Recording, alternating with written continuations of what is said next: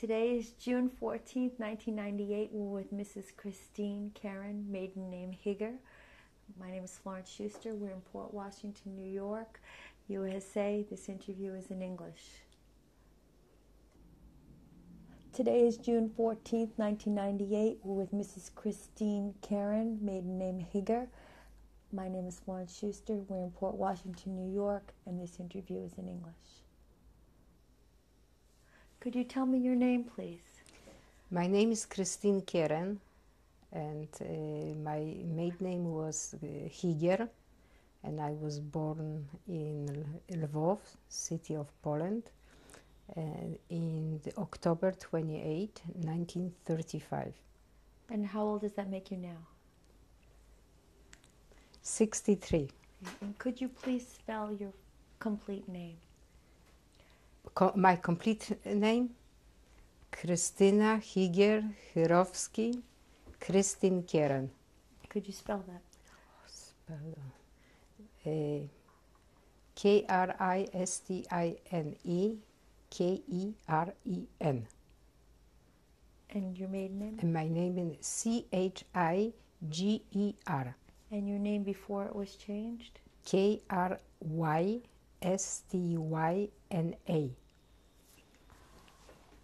What was your father's name?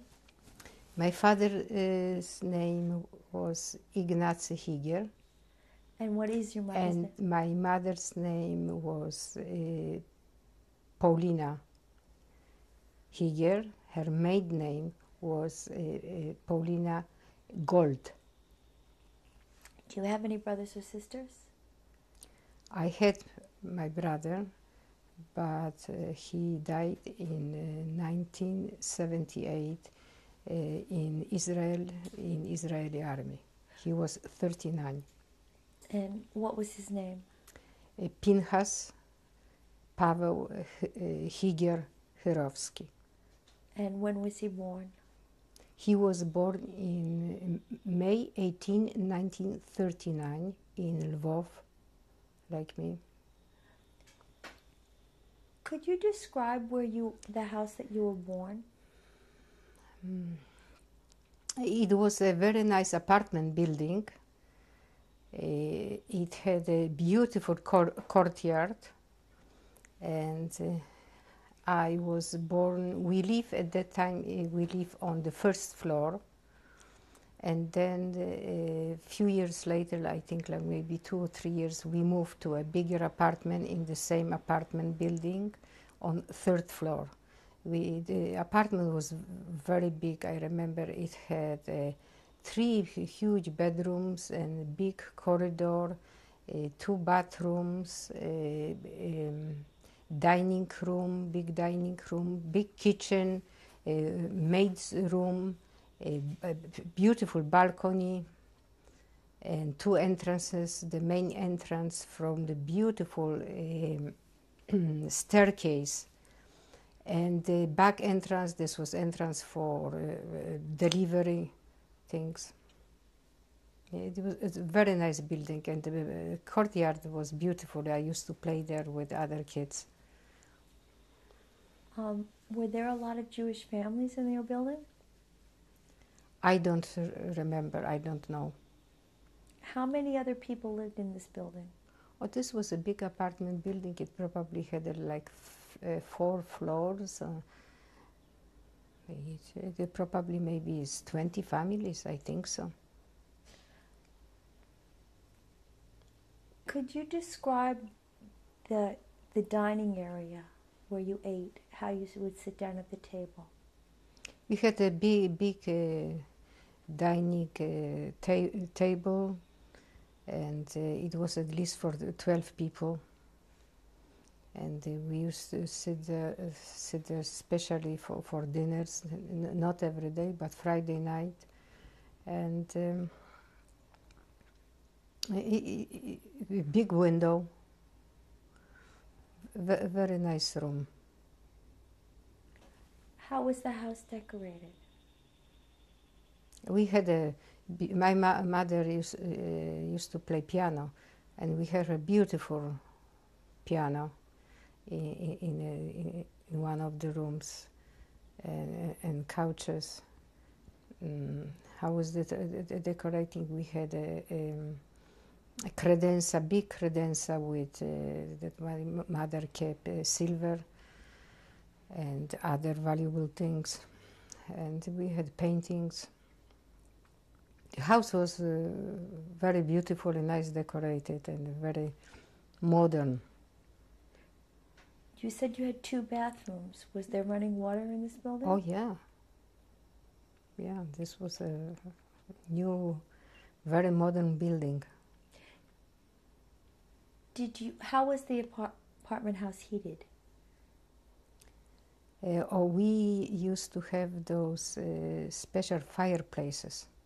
Each room had a from ceramics built fireplace, and we used to use coal to burn, and this was spreading the heat from the ceramics got warm, and it used to heat the whole room. What kinds of games did you play as a young child? Whenever the weather was nice, I was outside playing on the courtyard, or I was playing in the park. I used to go with my nanny to park, with my grandmother to park, with my mother to the park. Used to play the usual children's game. Do you remember ever going to shul? No. At that time I was too young. I was. You mean for Saturday? At all? Did you go ever? I don't remember. Probably I went with my parents for Rosh Hashanah or Yom Kippur or holidays, but I don't remember. How did you know you were Jewish? I don't know if at that time did I know that I'm Jewish. I felt like the other kids around me, and I don't know. I was maybe I was too little, that somebody will tell me you are Jewish and those are Jews, those are Gentiles. I don't think so. I don't remember.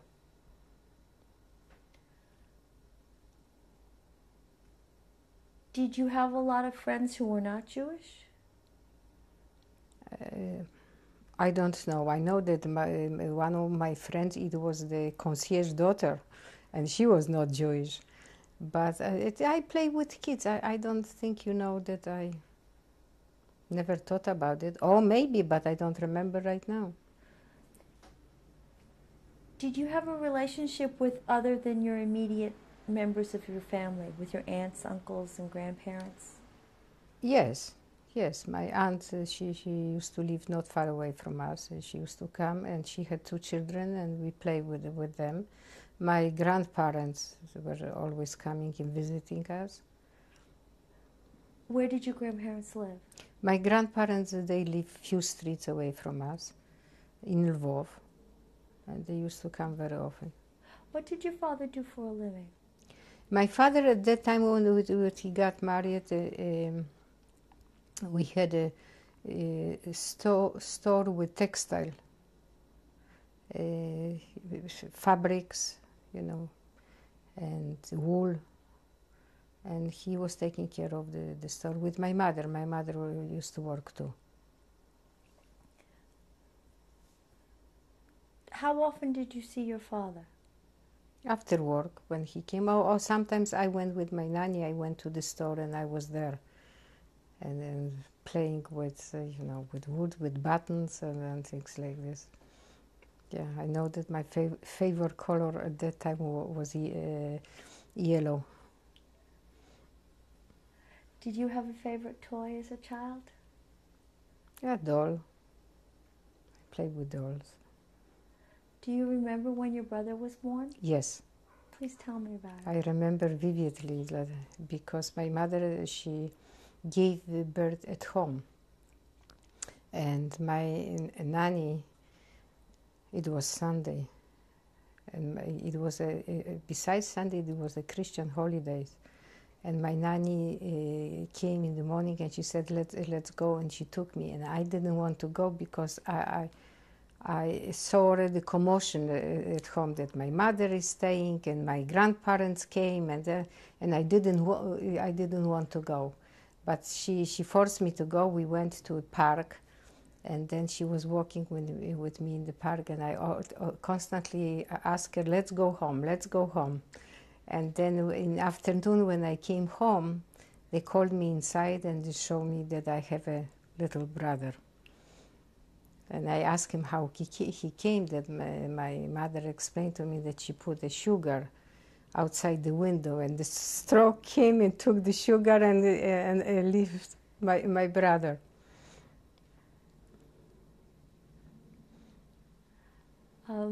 How did you feel having a brother in the house? Oh, I was very happy. I love him very much. I was from the beginning, I was very protective. Yeah. I remember the day that his bris, that the rabbi came home, and they did this at home, and they didn't want me to be in the same room. And my aunt, she kept me in the kitchen, and I was crying and spanking her because I only wanted to go inside to see what they are doing to my brother.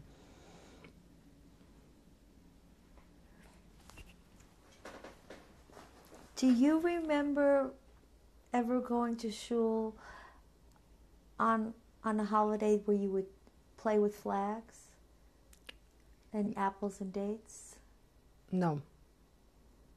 Do you remember Passover? Yeah, I remember the holidays, suppers that we were sitting together. Tell me about that.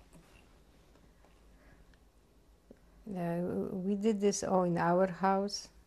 Oh, I remember I went to my grandparents' house, and it was the rest of the family, and we had holiday supper. But besides this, no, I don't remember. Did you have matzah on? Oh, yeah.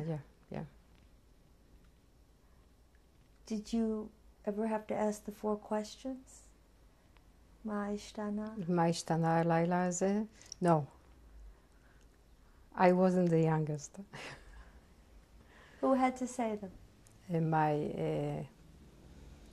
My cousin, she was younger than me. Where did you go for vacations? We used to go for vacation to outside Lvov, to some small country, special places that people used to go for vacation. We used to rent, my mother with her sister, sometimes she used to rent some apartment, and we came there, and my aunt came there with her kids, and we played together. Then my father used to come for Saturday and Sundays, only because he was working. Did you ever go to school in Lvov? No. I went to school only after liberation, but I went to kindergarten, to nursery. Yeah. This was in 1941, when the Russian came to Lvov, and at that time it was a communist government, and we were not allowed to keep housekeeper or nanny, and my parents sent me to a nursery school. And I remember my first day in nursery school. I didn't want to stay. I was crying. But I got used to. I played with the other kids. Then I was very happy there. Even sometimes I tried to walk home by myself because it wasn't far away. Were you allowed to walk home by yourself? My father used to come for me, but when I saw that he's not coming, I was, waiting, going to meet him. You just mentioned the Russians coming in. What do you remember about that? The Russians coming into Lvov. I remember that when they came to Lvov, first thing they took our store. My father was forced to give them the keys to the store, and they sent him home, and that's it. And he started to look for another job, and he was working in 2 places because the salary was very low. And I remember the line that people were standing waiting for a bread and for a piece of butter. And it was very tough. It was very tough. Very difficult. It wasn't the same like before. What else did you notice was different?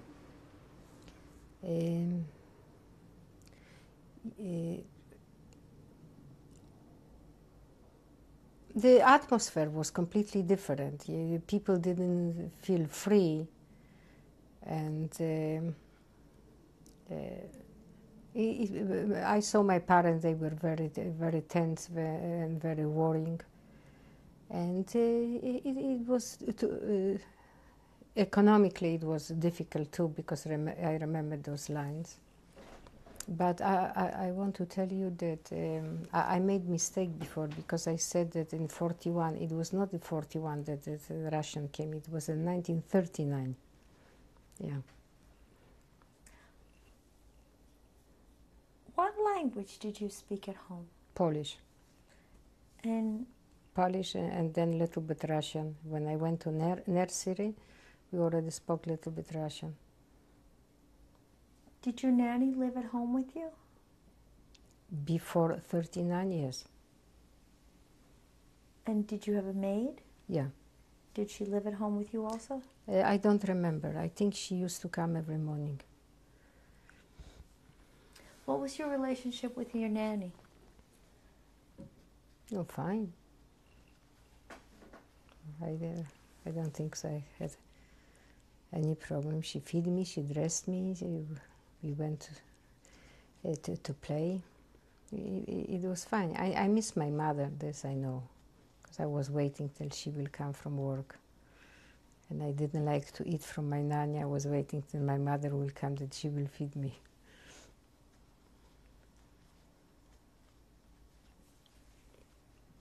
When the Russians came in, how did that affect your life? It didn't affect too much my personal life, because I went to the nursery school and I had friends there. I played there, but I could see the difference on my parents, that this was different, but not for me.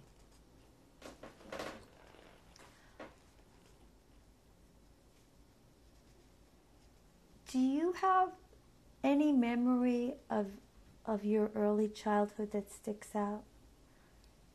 What it was like to be a little girl?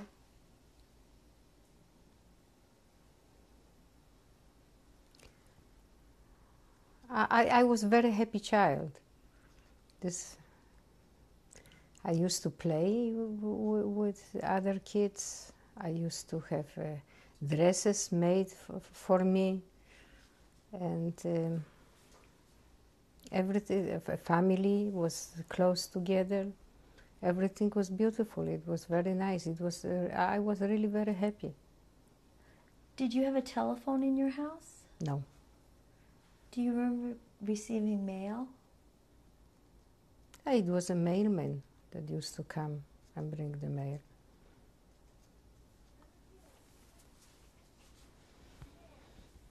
Do you remember your parents reading any newspapers? Oh, my father constantly read newspaper. He was historian. He read books and newspapers. Yeah, he was very active. What kinds of things was he active in? I mean, active in literature. He was a very educated person. He graduated. He had a PhD in history, and he was very knowledgeable in a lot of subjects. And he always was, you know, reading. Did you listen to music at home? My mother used to play piano. We have a Patephone, the old record players, the old, I remember, with the big tube. A Victrola? Tube, you remember the tube? The Thomas Edison cylinder Yeah, Victrolas? that's Patephone, that you put a disc and you have this long tube that brings the voice out, the music out. It's old. What kinds of songs did you listen to? It was different. It was regular songs and it was classic music. My family was very upbeat people. They like sing, they like jokes, constantly joking. Can you remember some of the songs or jokes that you shared?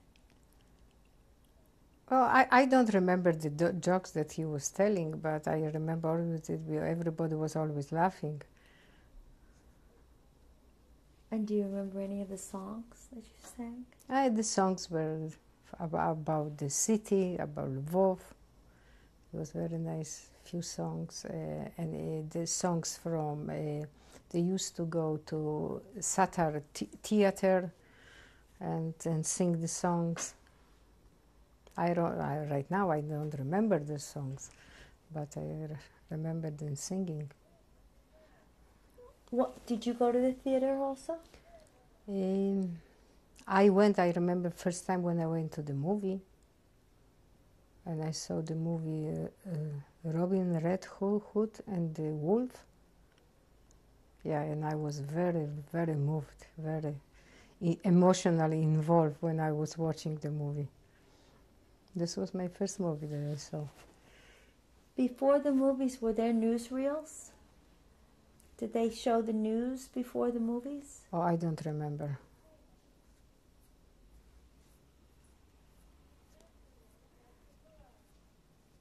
What kinds of transportation do you remember as a child? Tramway, trolley, you know, the tramway we used to have in Lvov, cars and dorożkas. You know, this is the same that you see in front of Central Park right now. You know, the horse riding. Horse and buggies? Horse buggies, yeah. It was beautiful, nice. Did you ever go on one of them? Yeah, because this was a way of transportation.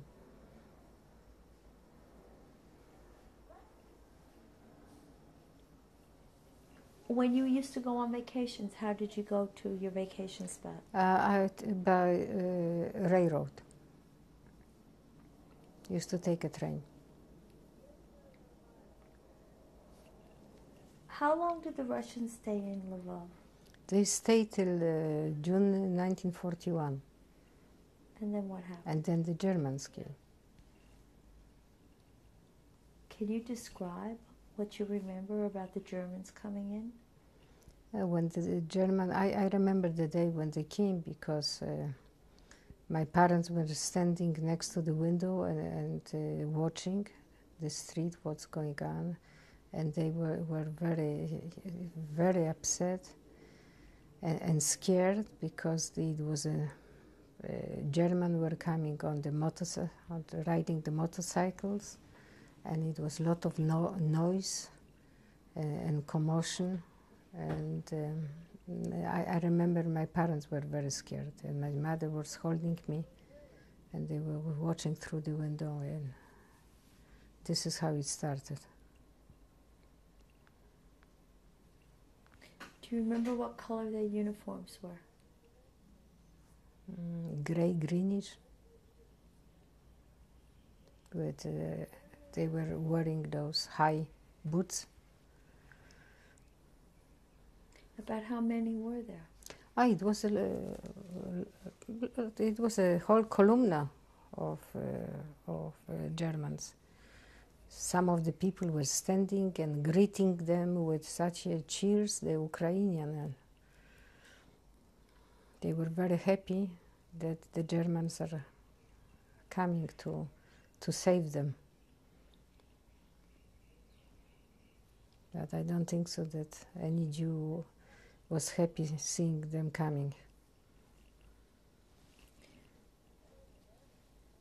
What happened after they marched into town? After they marched to the town, I didn't go anymore to the nursery, and few days later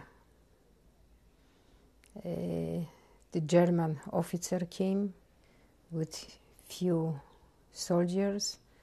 He came to our apartment and he said that he likes it. It is such a beautiful apartment, and he sat at the piano, and he told us that he is taking everything, and that we have to leave. He told who? He told us to leave, that he's taking everything and to leave. And we took few possessions and we left. Where did you go? We went to other part of the city, and we stay. I remember it was few families in the same apartment. We were sharing the same room with somebody else, because what happened to us happened to other Jewish family too. They were expelled from their own homes and sent away. And this is how it started, our moving from place to place to place to place. Tell me, what was your address at your first house? I live when I was born, and we lived before. It was on Kopernika Street, 14. And this was the same apartment that the Germans confiscated? Yes. Yes. And then where did you have to move to? We moved to another I don't remember the street. I don't remember the address. And then it got so mixed up because we moved so many times that I really don't remember. How many people were in your apartment? I remember it was a lot of people, like few families live in the same apartment. Did you know the people who you... No. No.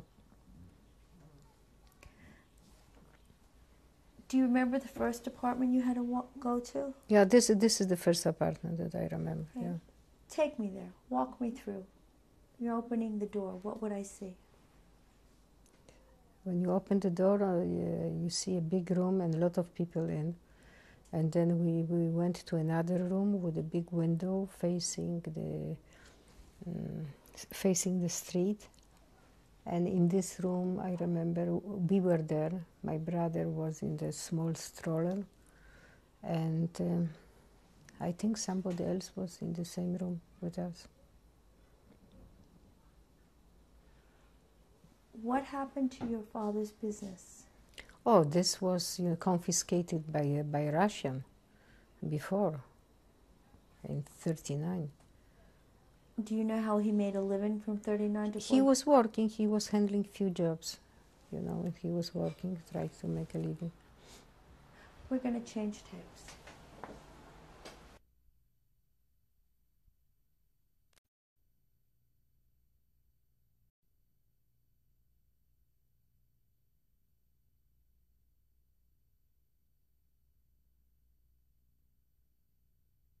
(14th, 1998) with Mrs.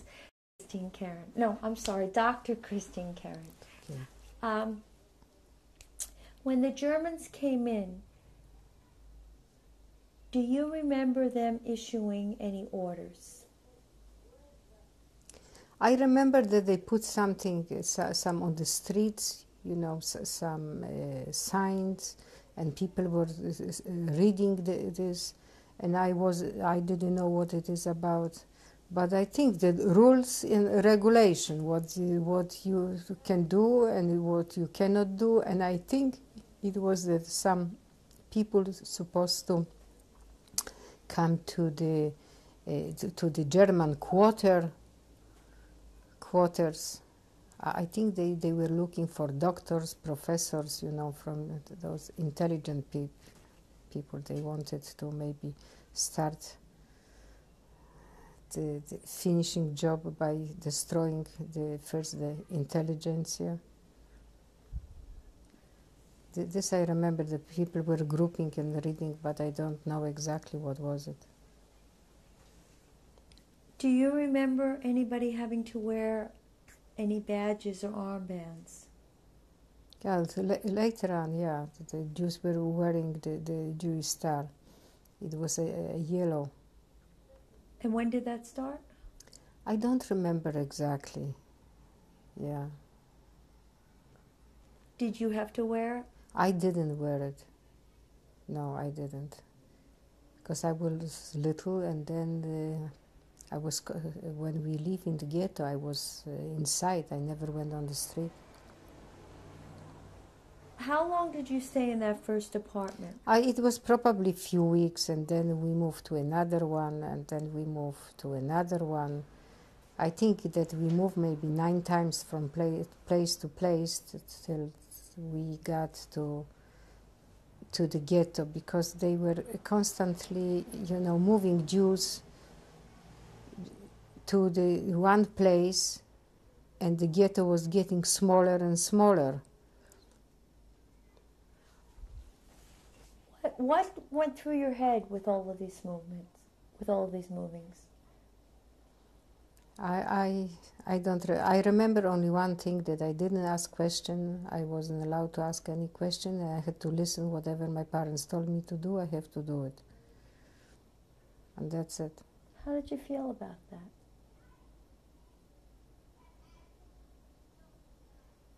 I don't remember my feelings at that time. To tell you the truth, I don't remember.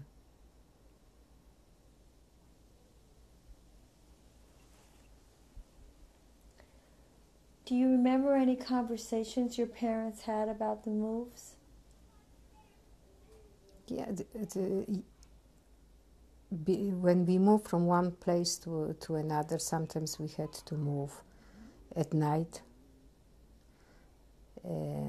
sometimes during the day. And my mother was, I remember especially one place that we used to live on, Zamarstynowska. I remember this place, and my father was working and my mother was working. And then Germans, from time to time, they used to do like action.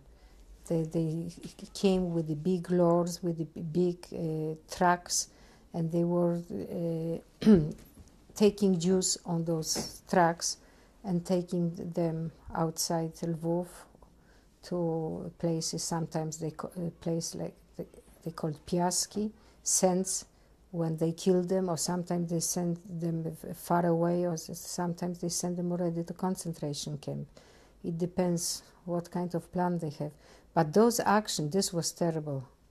This was terrible, because we were not allowed to close the doors, to lock the doors. The doors were open constantly.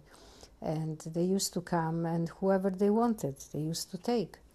And I remember it was in August. It was the big action in August that we stay. My father was working, and I was with my brother and with my mother at home.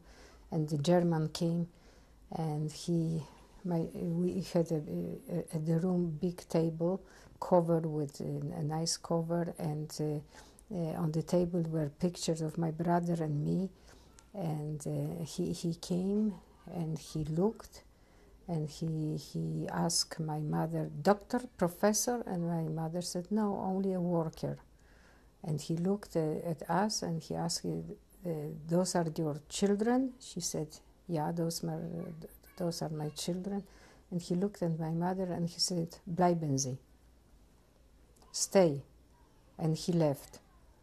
But when he left, the Ukrainian came, and he said, why you are here? Everybody else is taking out and you are staying here. That my mother said, the German, he told me to stay. He let me to stay. No, you have to go too.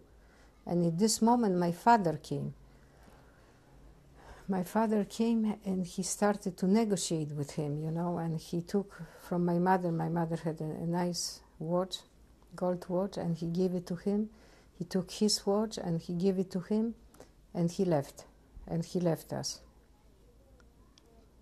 This one was one day.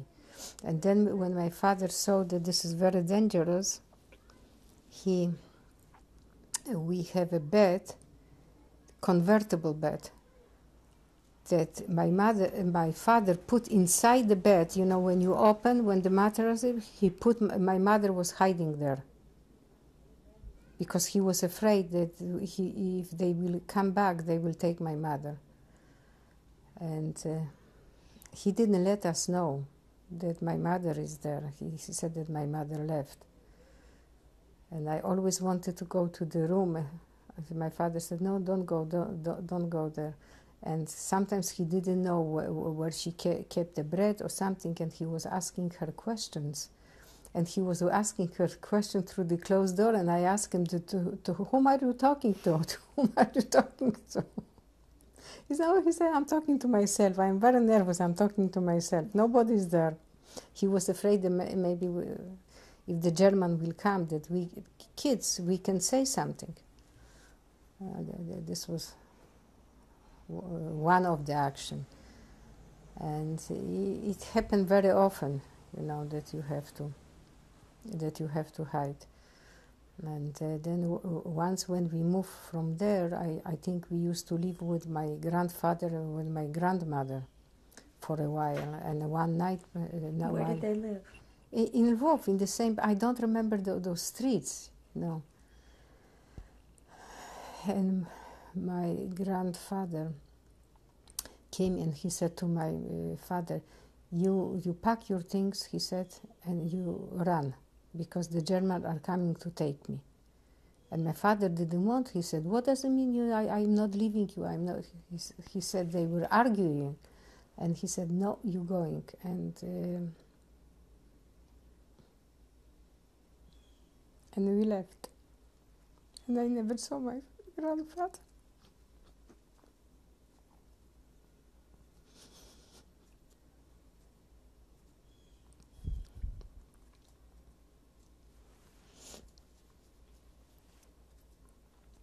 My father was following. The German came and they took my grandfather. And my father was following him. He was hiding behind a big tree. And he showed the German killing his father.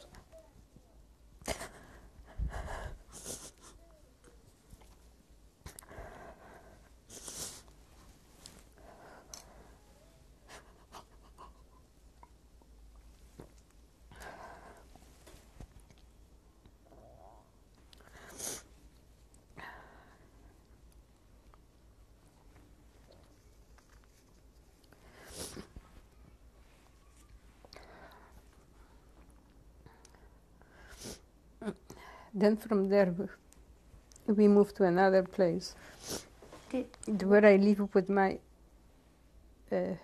cousin. And one day, the German came,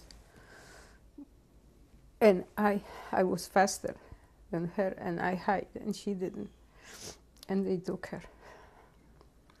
Did your father see?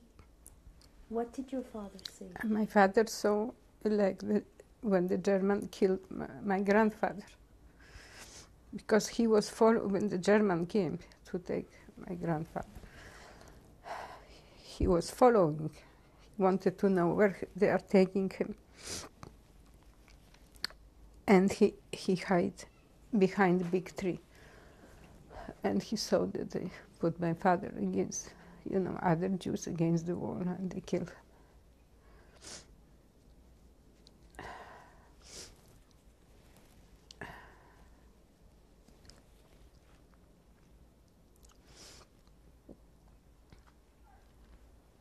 Did your father know what they did with the bodies?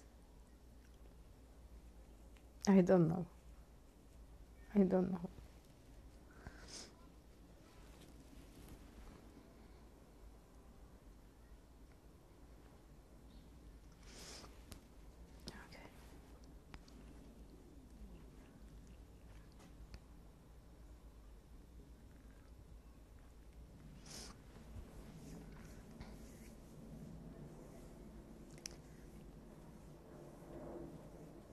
When your cousin was taken, what happened to your cousin?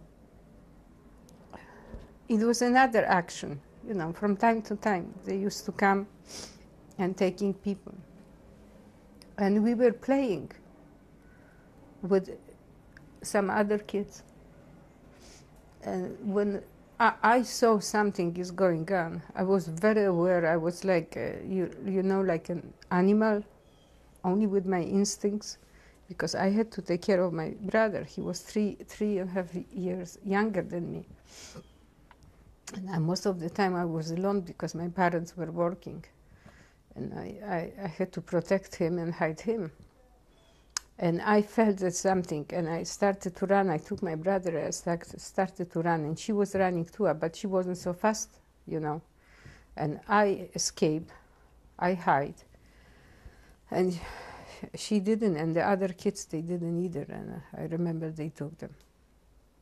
It was a boy and my cousin and another girl. And they took, from that point, I remember that my father didn't allow me to go outside. I had to stay at home constantly. He said, you are not sticking your foot outside anymore. And this is how I lost my cousin. Then we moved. This was our, I remember, last place. It was in the building, in the ghetto, and on the first floor, the Wehrmacht was stationing. And it was like 3-story big building with a big courtyard.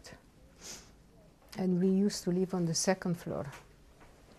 And the Wehrmacht, the German, used to come upstairs and playing with us, you know, holding us on the knees and bringing sometimes sugar and talk to me German. This is how I learned to speak German from the Wehrmacht. Because some of them, one said that he has a daughter like me that he left in Germany and he missed her. That's why he brought me sugar, chocolate. And this is the last place that we stay. And it was very, very difficult because my father was working, my mother was working in labor camp, in Janowska labor camp, and I was constantly alone with my brother. And I was always looking for a hiding place where to hide him and hide us. And my father used to always build some hiding places for us. One place that I used to hide it, when I heard German footsteps, I recognized the German footsteps. Then I used to put my brother in a suitcase and pulling the suitcase under the bed. And then I ran to a corner, my mother robe, night robe, long robe, satin, was hanging there. And I used to hide behind, and I used to always check if my feet are not sticking out from, if they won't find me. And they used to come and look, you know, they didn't say anybody. They used to leave. But I stayed a few minutes longer because I was afraid that they can come back. But on the other hand, I was scared that my brother will suffocate in this suitcase under the bed. And then I was running there, opening the suitcase and letting him out. And he was such a good child, he never cried. He never cried. Neither do I. And there were other places that my father built up. He built a place under the window, and he camouflaged this with a fake wall, and it was space maybe foot wide and maybe 3 feet long, 3 or 4 feet long. And we used to sit there in this place hours and hours, because they were coming and going, the Germans, and then when the Germans left, the Ukrainian came. We used to sit there in these hiding places, and this was, for me, it was terrible. I was sitting there and crying and swallowing my tears and waiting till my father will come and let us out. And always I begged him, Daddy, this is the last time that you put me there. And it never was the last time, because the next day or other day I had to hide back. Then my father built in the basement. He built a space, he closed certain space, he put a fake wall, brick wall that had an entrance that was very good camouflage, that nobody could find the entrance to this. And when the action came, I ran there with my brother, and we were hiding, and once my mother, she was coming from the labor camp, and she saw the Germans, a Ukrainian, and she knew that it's something bad, and she ran upstairs. She didn't see us. She ran to the basement, and she asked, where are my kids? And somebody who was working there, he said that they are there, and my mother went there too. Because at that day, you know, the people were different letters. It was letter W, letter R. Some days the W were the one who were supposed to be killed. Some days the R were supposed to be killed. And my mother, unfortunately, her number was that she was supposed to be killed at this action. This is why she was hiding. And those people who were there, they had the right number. They didn't have to hide. And the German came, and they were looking and looking, and somebody said that this is a hiding place. And they came, they started, I remember the voices when they were starting to touch the wall, and they read, this is a Neue Wasser, this is a new wall, still wet wall. And they took a big hammer, and they hit, and the wall broke, and then we came out. And we were coming from the hidden place, and they couldn't believe it, how good it was done. And the German was standing with he had like a belt, you know, like a belt that you hit the horses. How you call this? A whip. A whip. He had the whip, and he was standing, and when we were coming, he was hitting us with this whip. And we were standing there, and he said that we have to go upstairs in the courtyard. It was hundreds of people already in this courtyard. And my mother started to beg him that those are children, not to take the children. In the same moment, my father ran. He came, and he started to beg them. I remember he was on his knees to begging them to leave us, and he put up the picture. That on the picture he says, my brother and me, he said that those are my children, let them stay. And they were hitting him with the whip, and they cut his head, and the blood was coming, and he was begging them that he will let us leave. And then they said, okay, one child will stay with you, the other child is going with the mother. And he said, no, those are my 2 children, this is my wife. That you can't separate those 2 children. And he started, you know, to bribe them. He gave them the gold, the ring, food, things, and they said, okay, let us stay. But the Ukrainian came, and he wanted that we will go. And my father had to bribe the Ukrainian too. And then he said to the German, you know, stay here, don't leave, because if you will leave, somebody else will come, and they will take them. And the German stayed with us. And the German took us upstairs to our apartment. And my mother begged him, listen, stay with us, because she was afraid. He will not stay. The other German will come and will take us. And she said she will make him, what do you want to eat? She asked him. She said to him, I am mit Zwiebel, Eier mit Zwiebel. That means eggs with onions, how many eggs he wants. And she tried to keep him to stay as long as possible. And this is how we survived this action. He stayed with us, and then when the rest German left, he left. And this is how we survived. And one day, my father was working, he was a carpenter. He had a few people that were doing some repairs work. And one day he had to do something and he didn't have material. He didn't finish on time. He was late like half an hour. The ghetto, the government of the governor of the ghetto, his name was Grzymek. He said, if you didn't finish in half an hour, we will hang you. And they took my father and to a big, open place like a Platz. And they walk with the ropes.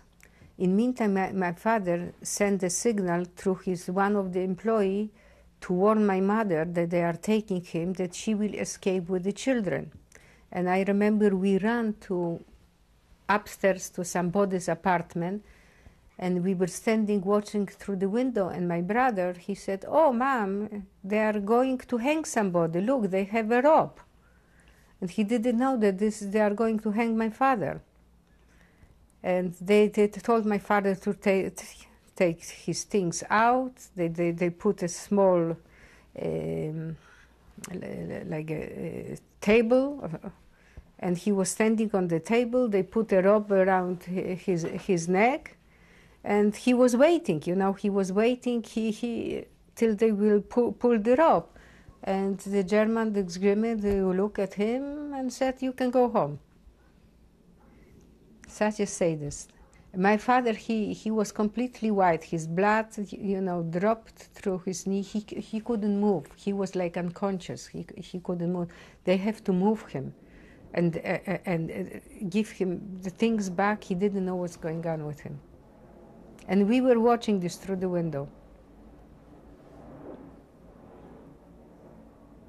Every day was something. And I was always inside. I wasn't allowed to go outside. The only thing that I was watching, that I was pulling the curtains, and I could watch what's going on. And I remember one day, it came a horse buggy, and it was on the horse buggy was some German sitting, and in the back it was I saw something. I saw that this is a doll, a big doll, and I say to my mother, look, the big doll is there. My mother said, no, this is not a big doll. This is a human. This is a person. They brought him from prison, and they tortured him so much that he shrunk. He was blue, completely blue. You couldn't see. You saw only blue, round something. And he was so shrunk from the pain, from the beating, that he looked like a doll. And I thought that this is a doll. And this was a person who was tortured in the prison. And my father, he felt that one day they will liquidate the ghetto. And he started, like you see, his mind was constantly working. He was constantly building some hiding places because he wanted to save us. And when it was, I think, at the time that the Warsaw Ghetto uprisal was, and he knew that probably they will liquidate the ghetto very soon. And he came to a plan with another worker that worked for him, that maybe we can hide in the sewer, that maybe in the sewer the German will not find us. They found a place, some barrack, that the basement from this barrack, that my father thought, because he remembers when he was a young boy, when they were covering the Lvov sewers.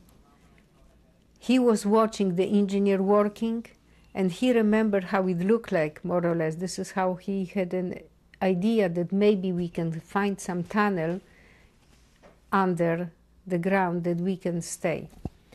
And somehow he found in one of the barracks that the floor was above the sewer. And they started, you know, to dig at night. They dig the entrance to the sewer. It took a long time because they had to do it very slowly and very quietly, that not to raise any suspicion. And I think it took them maybe 3 weeks to do it, and during the day they had to camouflage this.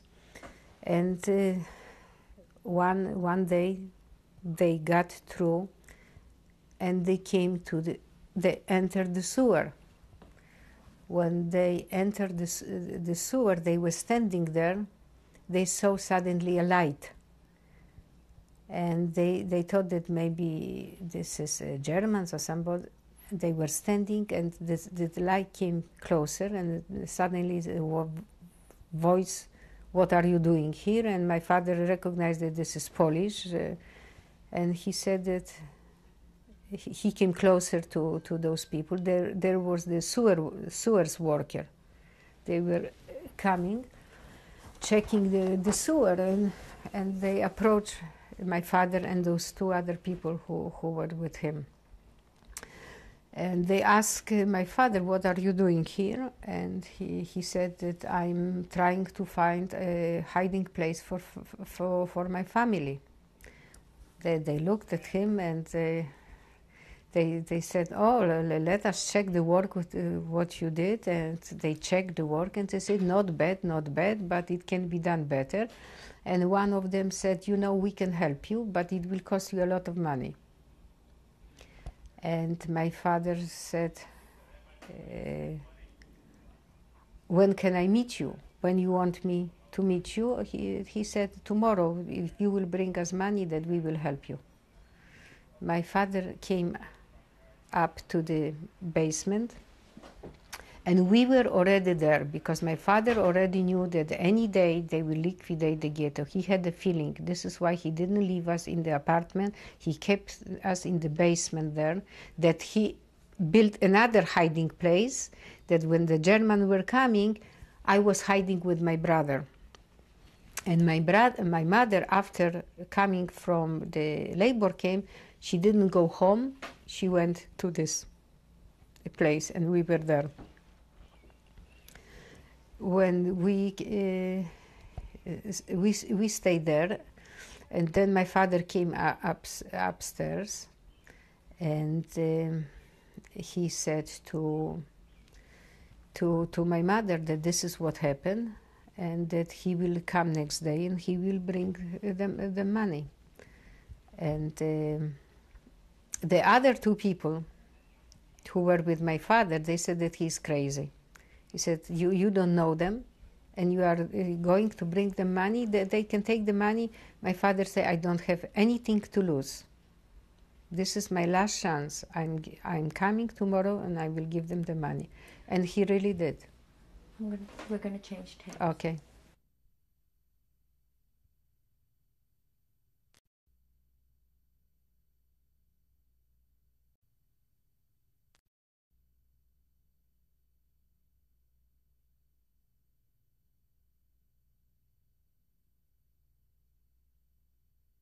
This is tape 3 with Dr. Kristine Keren. Please continue, Dr. Keren. Then my father and my mother, they decided the next day my father is going and will give the money what they were asking to the sewers working. And he really,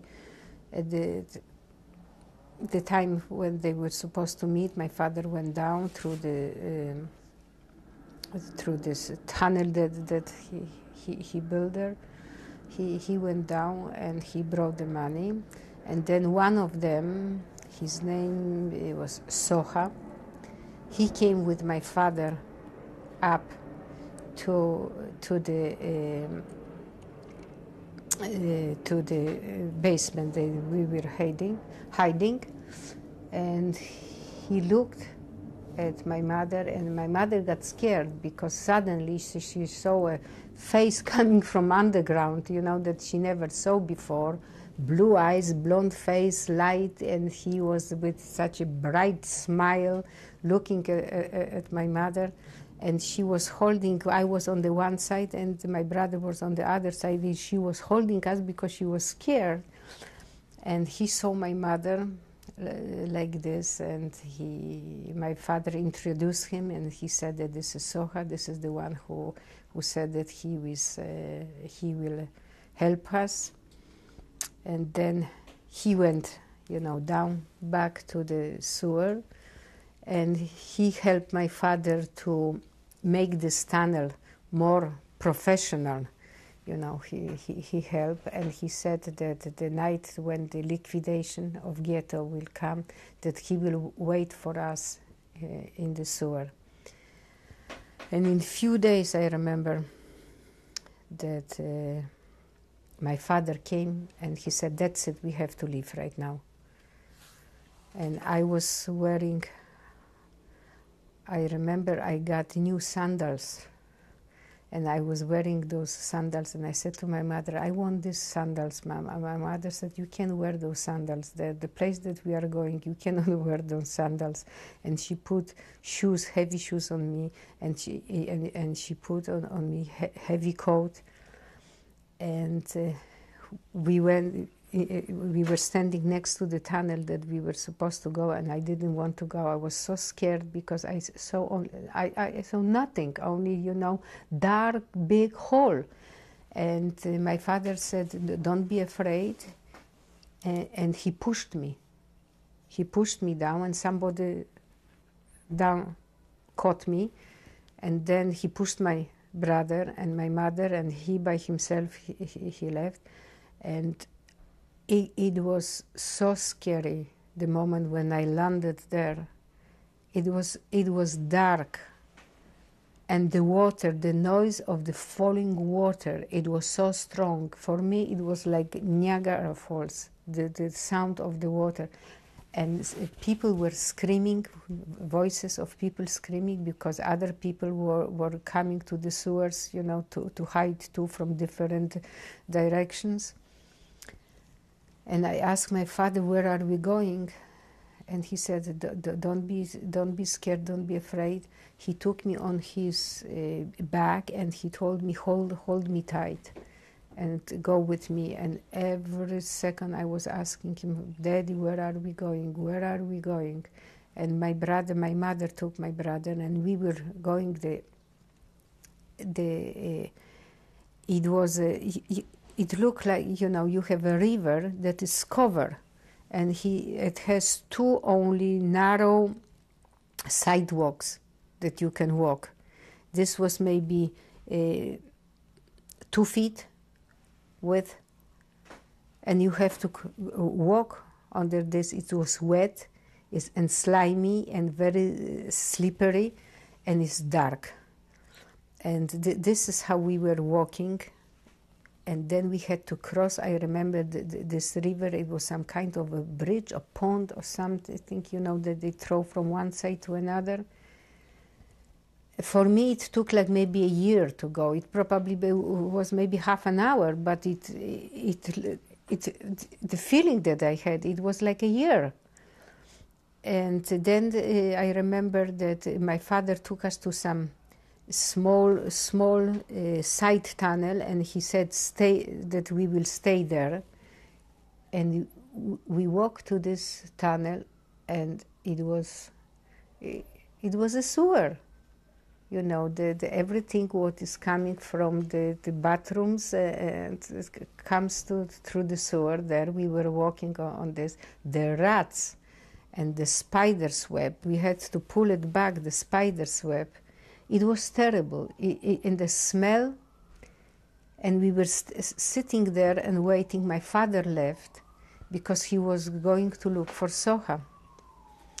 And my father left, and then he came back. And then I remember that suddenly I heard the voice that somebody was screaming, help me, help me. And I recognized that this is voice of my uncle. And I said to my daddy, Daddy, this is Uncle Kuba's voice. And my father ran outside, and he has his belt. He took his belt from his pants, and he saw him, you know, drowning, and he threw this belt toward him. He caught the belt and he saved him. He brought him to this tunnel, and then he left because he said he has to go to look for Soha. He left, and we stayed with my brother and me and my mother. We stayed there, and my mother, I remember, I will never forget this.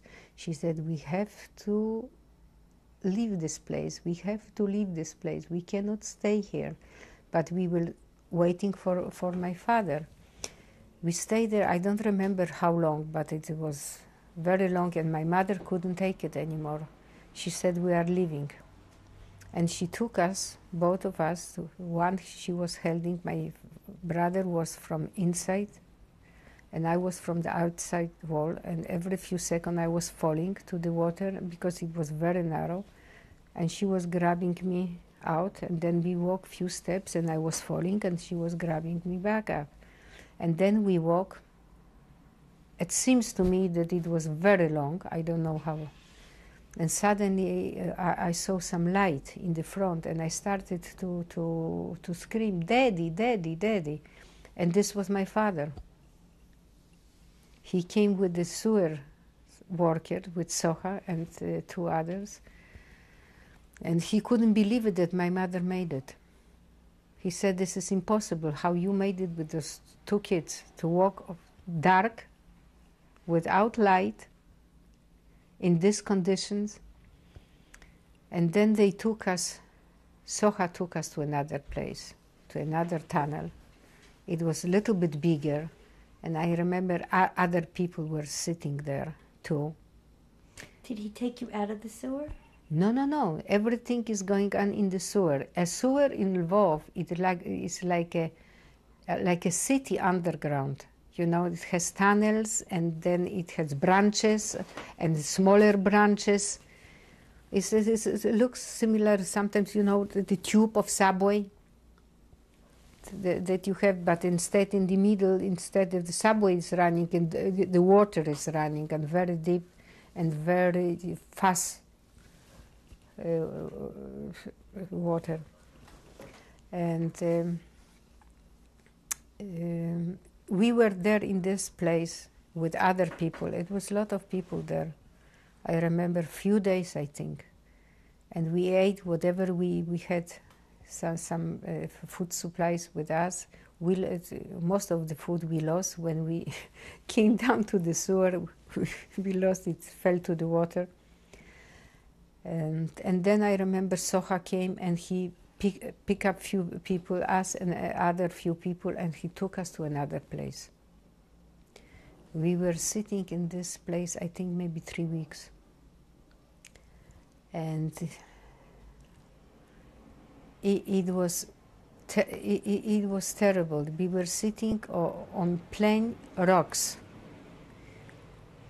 wet, slimy rocks with worms crawling all over, and no light. The sewage, you know, on the floor. We were walking on the sewage, and we both, with my brother, we got sick. We got dysentery. We didn't have water, drinking water. My father used to go, it was one place that it was a broken pipe with the drinking water, but you had to go like maybe 2 or 3 miles. But you couldn't walk there. You have to crawl on your knee and on your elbows. And my father kept the teapot in his teeth, and he maneuvered with his hands to bring the drinking water, and he divided each. We were there, I think we were there maybe 20 persons. 20 people were sitting there at that time.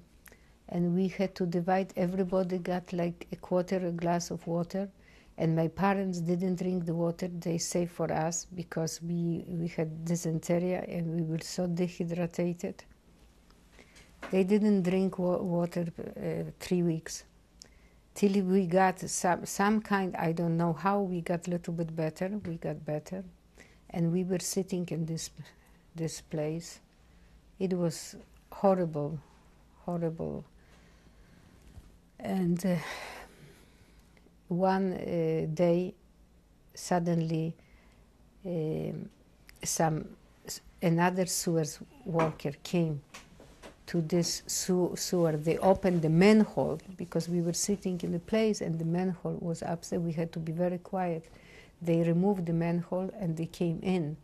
Even though we were very quiet, you know, and we didn't have light, but somebody, I think, lit the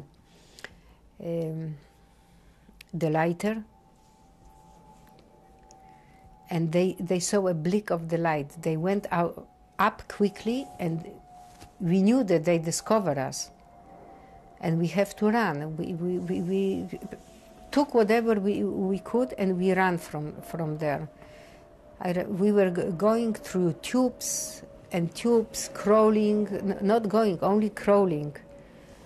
And we came to the main big opening, to the main sewer.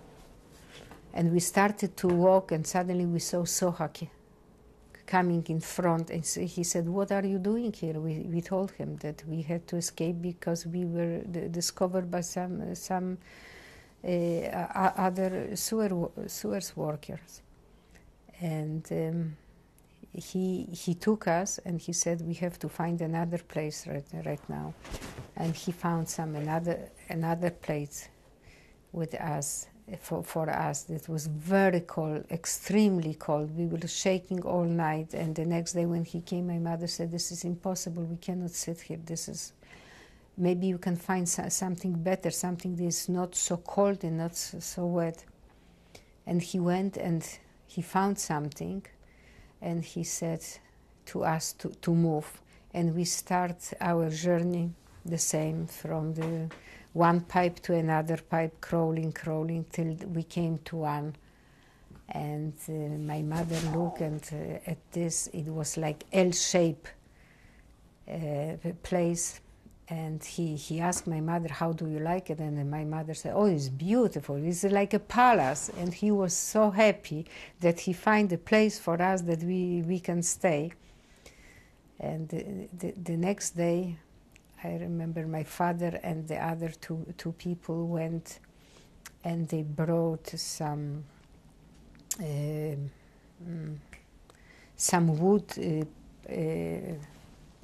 wooden pieces. No, how you call it? And they try to make a bed from this wooden pieces that we can sit, at least some like a bench that we can sit on it, because otherwise it was only stones.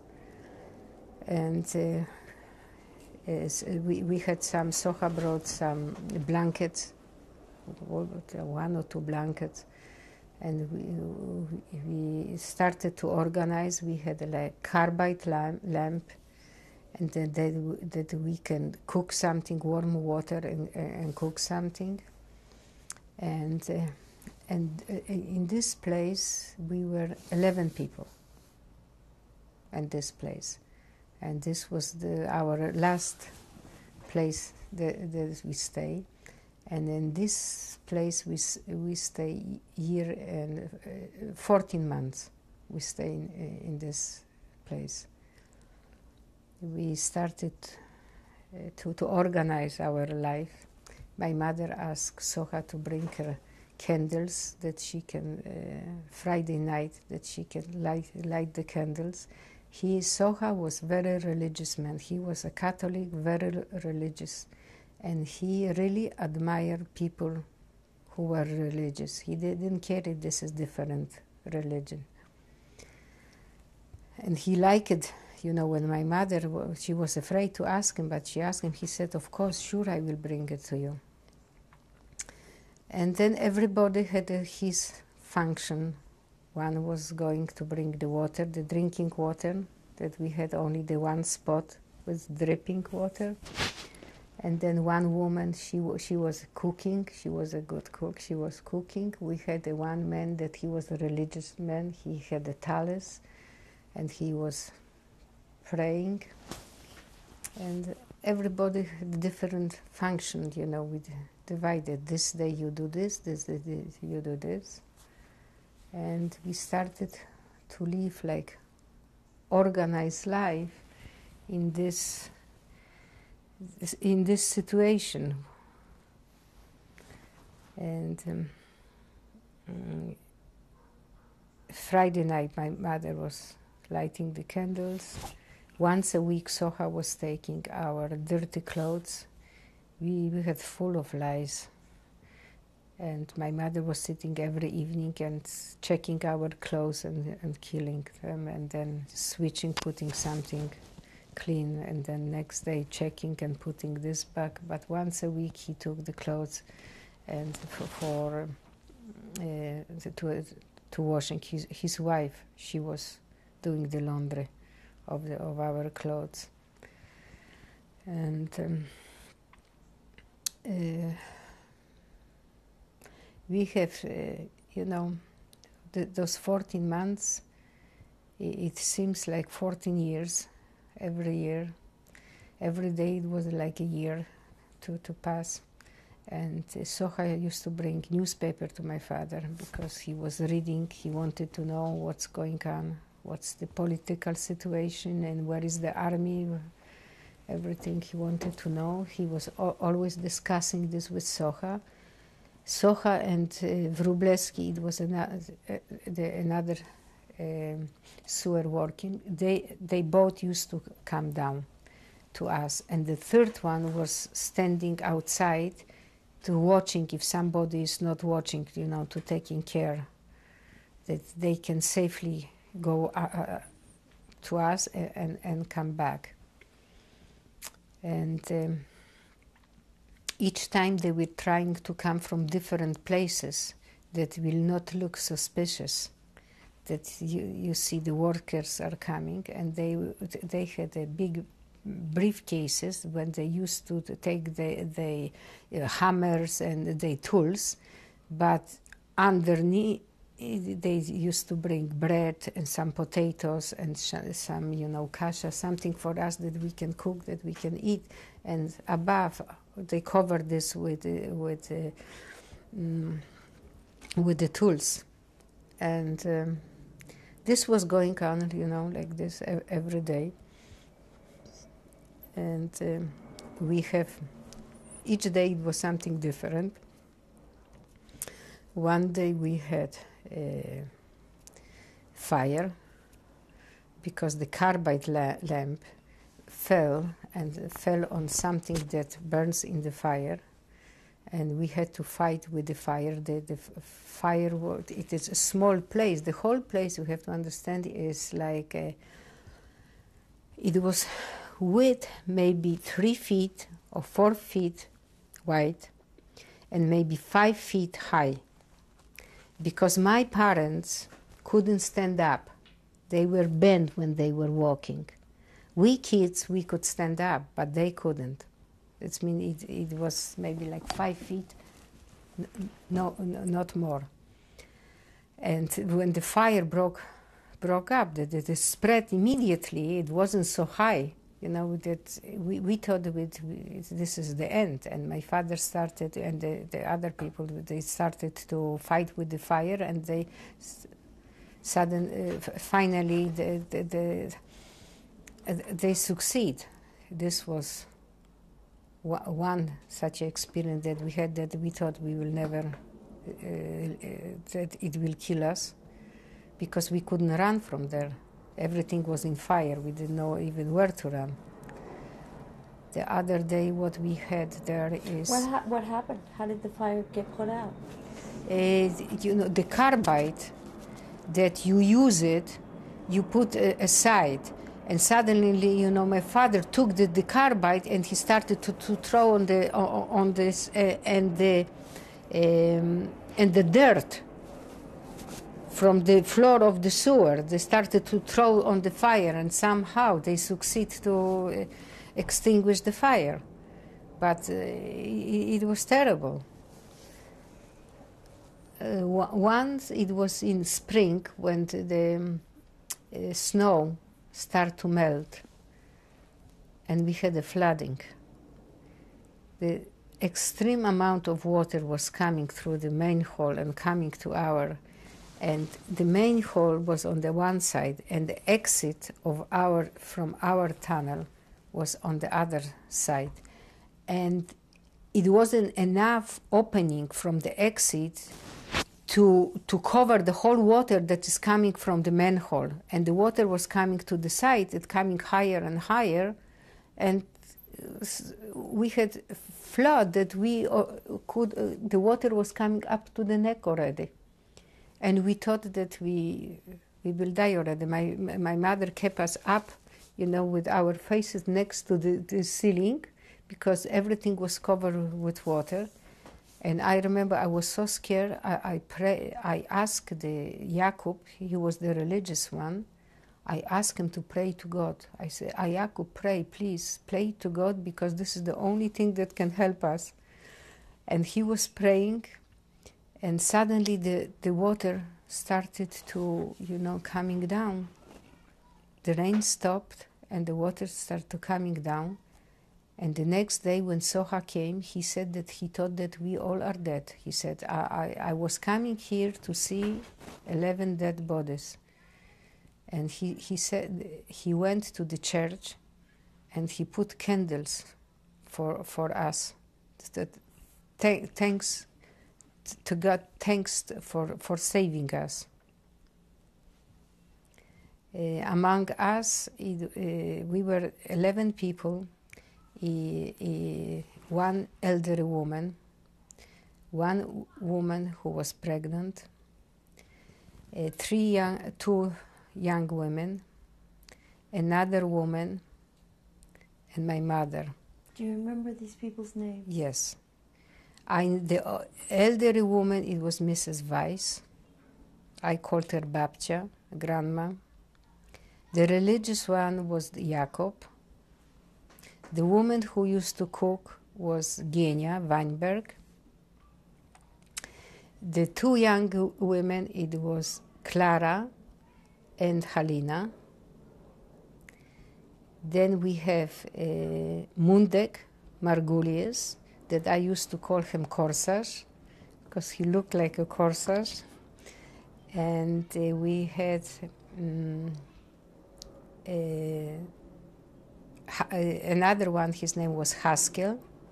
His family name was, I think, Orenbach, Haskell Orenbach. My mother, my father, me, and my brother. The Mrs. Weiss, the old woman, she got sick and she was getting, weaker and weaker. And one night my mother was sitting next to her and she held my mother's hand and she told to my mother, I will pray for you. And she died. Then the woman who was pregnant, she was hiding from us that she is pregnant because she was afraid that, when she is pregnant, that it will be very dangerous when the baby is coming, that we can be discovered. But anyway, her time came to deliver the baby, and my father delivered the baby. He had old rusty scissors, and he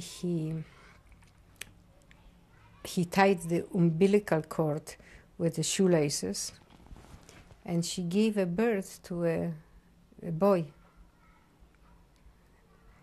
and the boy was next to her, and it was very difficult because she knew that we can't afford that the child, the newborn baby, will stay with us, because if he will cry, we will be discovered. And she realized this. And my mother was next to her, and he was crying, this baby. My mother was bringing a little bit water with sugar, you know, wet cloth with water with sugar, putting to his mouth, you know, and he was sucking on this. But my mother saw her that she was constantly going with her hand, and she had a pocketbook,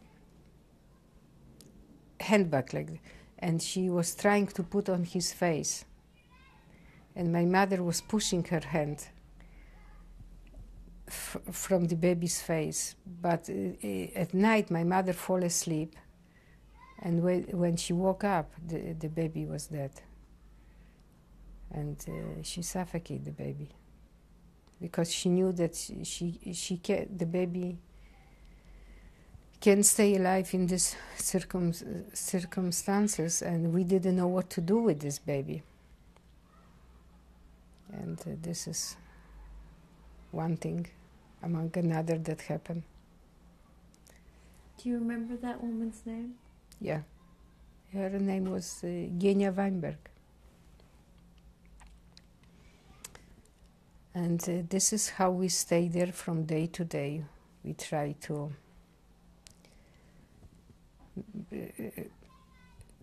live like normal life, how you can say. My father used to teach me write and read and mathematics, math. And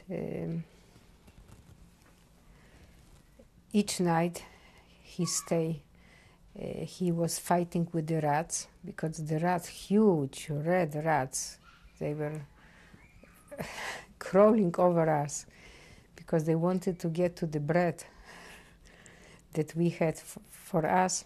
They wanted to be partners to the bread. We got used to, my brother and me, to these rats, that we play with those rats. But my father was standing, you know, on guard at night with a stick, trying to scare them, because they won't eat the bread, because the bread was supposed to be for us. And my father used to write poetry there. We used to make like theater, you know, sketches, and we had tried to keep our busy, because otherwise you can go crazy. 10 people in such a small place in 14 months. What kind of theater did you put on? Oh, my father used to put some theater, you know. I was only I was watching. But he used to write satires and comedies, and they used to play, keep them busy. Did you remember any of them? No.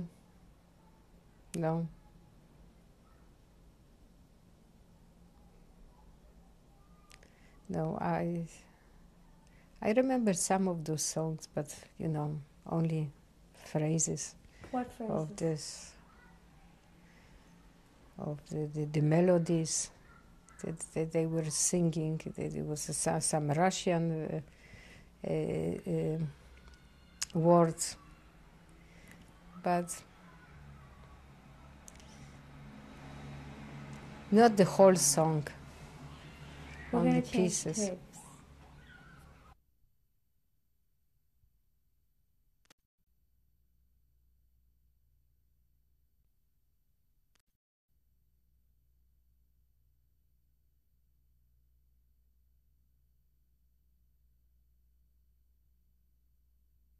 In 1998 with Dr. Kristine Keren. Dr. Keren, tell me about some of the songs that you would sing. Oh, I remember one song that we were singing. It was It was very popular in the Janowska camp, and the people were singing. We were singing the sewer. It was, I'm sorry, it's in Polish. Jestem Chińczyk from Mardziuki, kita jajec, kośne oki, porcelany do sprzedania mam. I nocniki fajansowe, i kolejki kolorowe, wszystko to ja tobie miła dam. This is about a Chinese man who is selling his Chinese dolls and Chinese porcelain, and they are singing the song. I don't know how it came, how they were singing about Chinese men in the labor camp. I don't have slight idea, but this is what I remember. Did your mother tell you they sang that in Janos? Yeah. Do you know what kind of work she did there? Yes, she was a dressmaker. She was making uniforms for the Germans. They were sewing uniforms for the Germans. And how was she able to leave there? She lived in the ghetto, but she used to go every day, like 5 o'clock in the morning. They came to a certain Platz, and then they went to the labor camp. And then when they are coming back, they were walking to the labor camp and coming back to the ghetto. And I just want to clarify one more thing. How were you able to leave the ghetto? When you left the liquidation, yes. We didn't leave the ghetto. We left the ghetto through the sewer. We never left the ghetto. Right. Yeah, through the opening. Right. Of course. Yeah. Thank you. A couple of other clarification points before we continue. The woman who died in the sewers and the baby who died, were there any prayers said for them? I think that Jacob, the religious man, yeah, he said a prayer. And was there any other ritual that was performed? I don't remember, no.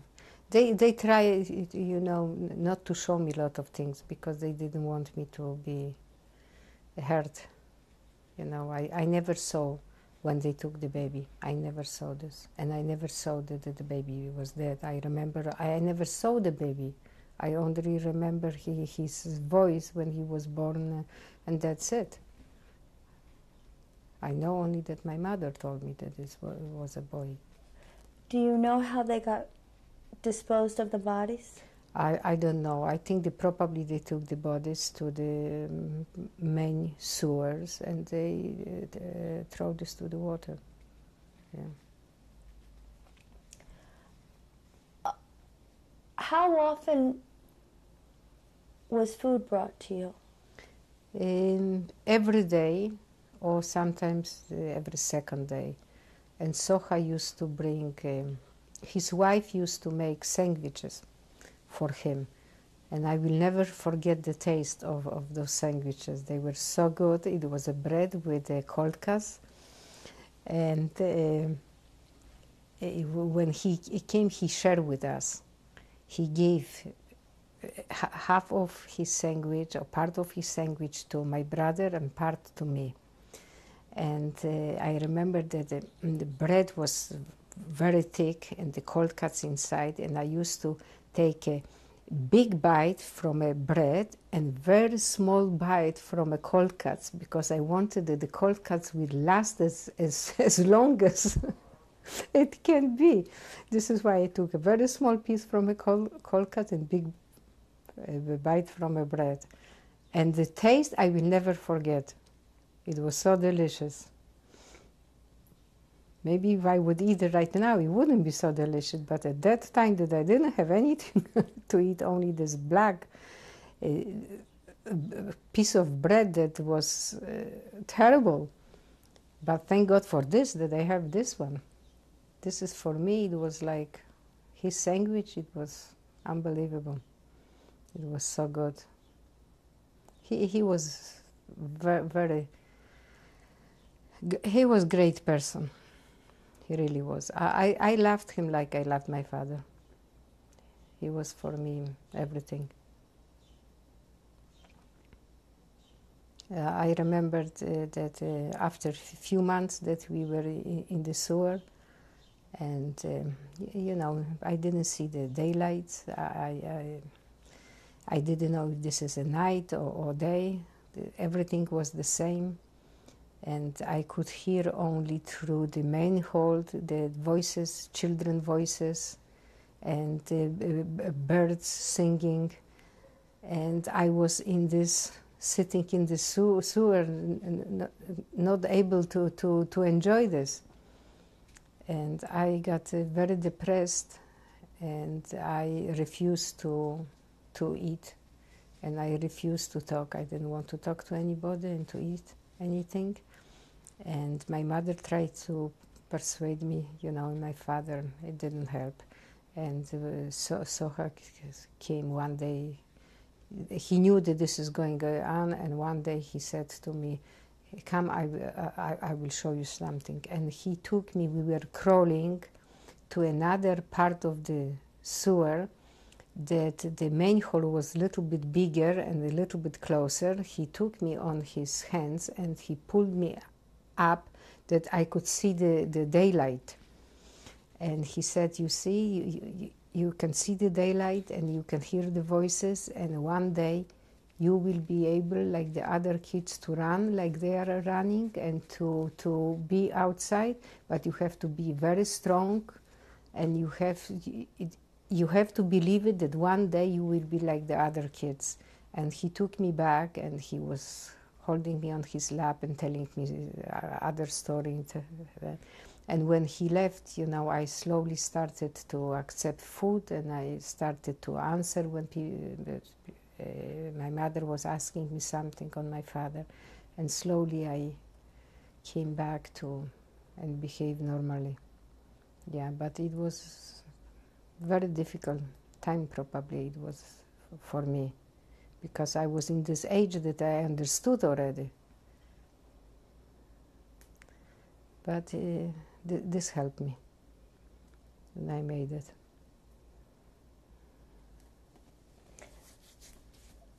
Did you have any way of marking time? We knew when Soha is coming his day. And he used to bring us a newspaper. That means that my father was very, you know, up to date with all the politics, what's going on, especially what's going on the front, when the army is coming, if the Russian is coming closer and closer. He was watching. I remember him sitting and drawing maps and predicting from this side. He was like a general, you know, but this was good because it kept him occupied to do something. He was a brilliant man, you know, and this was like a medicine for him. What did you and your brother talk about? I don't remember. I will tell you the truth. We knew we are not allowed to cry. We have to be very quiet. We knew we have to follow orders, you know. In one moment we have to leave. We can ask questions. We have to leave, and this is it. And we were sitting there and waiting, mostly watching the elderly people, my parents and other people, what they are doing. And my father used to teach me, write and read, and he read books to me. Soha brought some books that I can read. Do you remember what you would read? I was reading from a book that for the first grade children, Ala Makota. This is the first thing when you go to a first grade, because the letter A and Ala is a name of a girl, start with the letter A. And it says Ala Makota. Ala has a cat. And this is how it goes from A, B, C, D. Each page is different letter.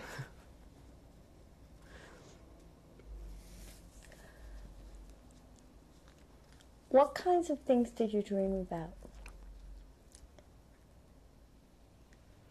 I don't know. I don't know, really. Maybe, you know, I dreamt about something and I didn't pay attention. I didn't say to anybody anything, and, you know, I kept everything inside.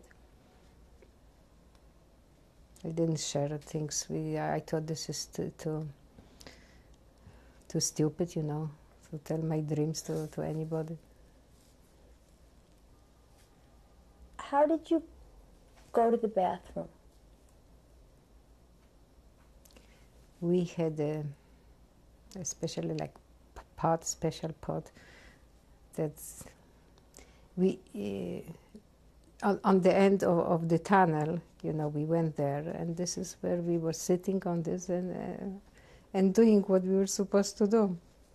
And each day, somebody else was going with this pot and dispose this in the main sewer. It's me, we didn't want to do in our sewer.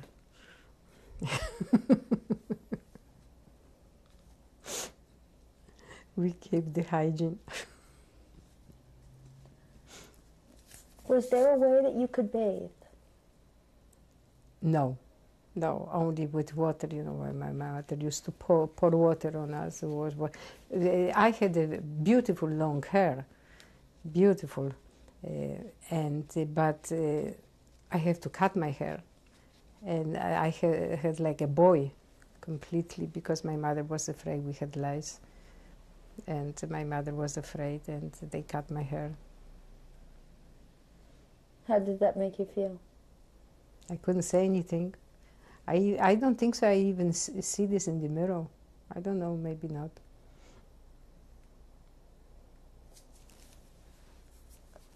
Yeah, one of the men who stayed with us, this Corsage, I called him Corsage. He was very, he had a great sense of humor, you know, and he always was telling jokes, and he was the barber. He was cutting our hairs. He was the barber, and he used to give a hairdo to everybody. And one day he got angry with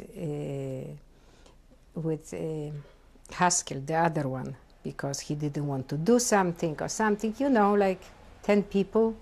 Sometimes you have a disagreement and fights and things like this. And Haskell didn't talk to anybody. But he needed haircut. But he didn't want haircut done by Margules, by Corsage. Then I said, I will do your haircut. But I didn't like him either. And I said, oh, now is my way to give him back. And I said to him, you know, you keep your finger and show me where, and I will do it. And I used to put his finger here, but I did this way, all the way, you know, upper, and upper, and upper. And it went like this on his head in the back. And it was Russian song that said, "Ще вище, ще вище, ще вище," higher, higher, higher. And I was giving him the haircut and singing, "Ще вище, ще вище, ще вище." Then at the end, he looked to I think he wanted to kill me. And everybody was laughing. They didn't say anything till I finished. They knew what I'm doing, but they didn't want to say anything. Yeah, maybe this, you know, that we have this sense of humor help to stay alive and not to go crazy.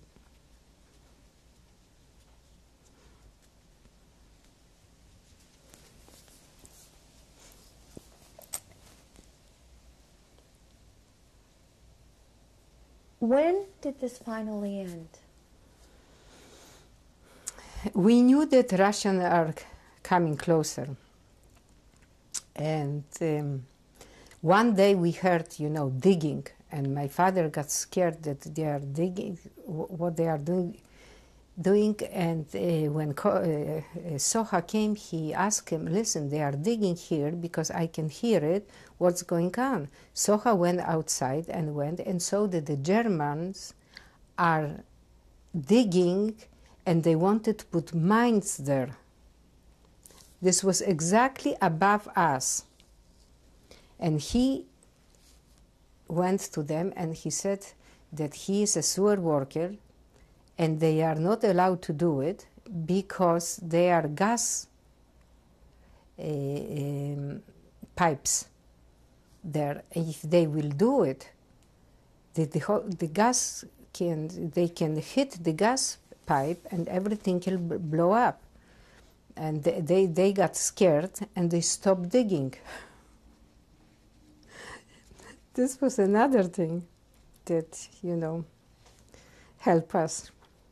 Because if they will dig a few more hours, they will come through straight to us where we were sitting. And we heard the planes coming with bombs. They were bombing Lvov. And we were scared because we were afraid that bomb can hit the sewer. And we can be killed. But thank God it didn't happen. And my father knew that they are fighting already because it was coming very close. He can recognize, they were sitting and recognizing this is a German fire or this is a Russian fire. They knew the difference between the arms, how the arms sounded. And Soha didn't come one day, then he didn't come another day, that he didn't come maybe 2 or 3 days. He didn't show up. We didn't know what's going on.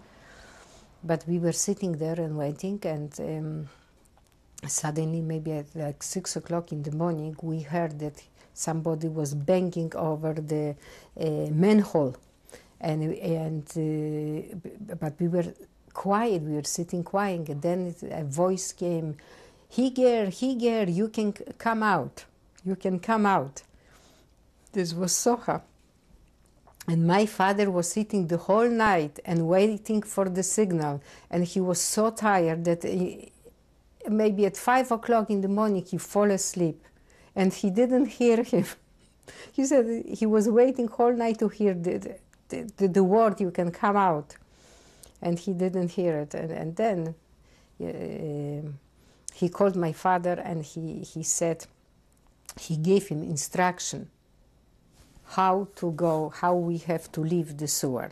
He said, you have to go this tunnel to the right, to the left, and then come up and then go down. And then I will wait for us. And we follow him. And then he said to my father, the children are going the first, then are going the women, then the men, and you are leaving the last. You are the captain. Captain is leaving the last. And this is what happened. First we came out, my brother and then me, then my mother, then the rest of the women, and then my father came the last one.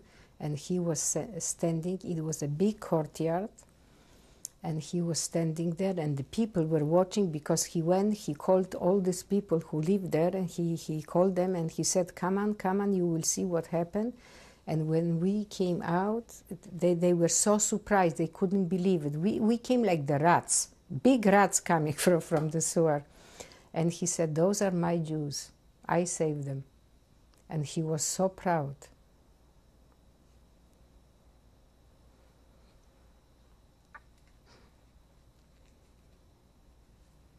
When we left, when I came out, I was blind. I didn't see anything.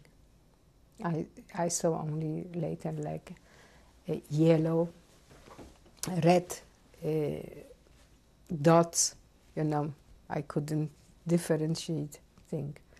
My brother was in panic. He was crying. He wanted to go back. He said, I want to go back. I want to go back. He was so scared because he forgot how the real life looked like. He went to the sewer when he was 4 years old. 41. No, what I'm talking. He went, yeah, he was like 3.5 when he went to us, and he was sitting there almost a year and a half.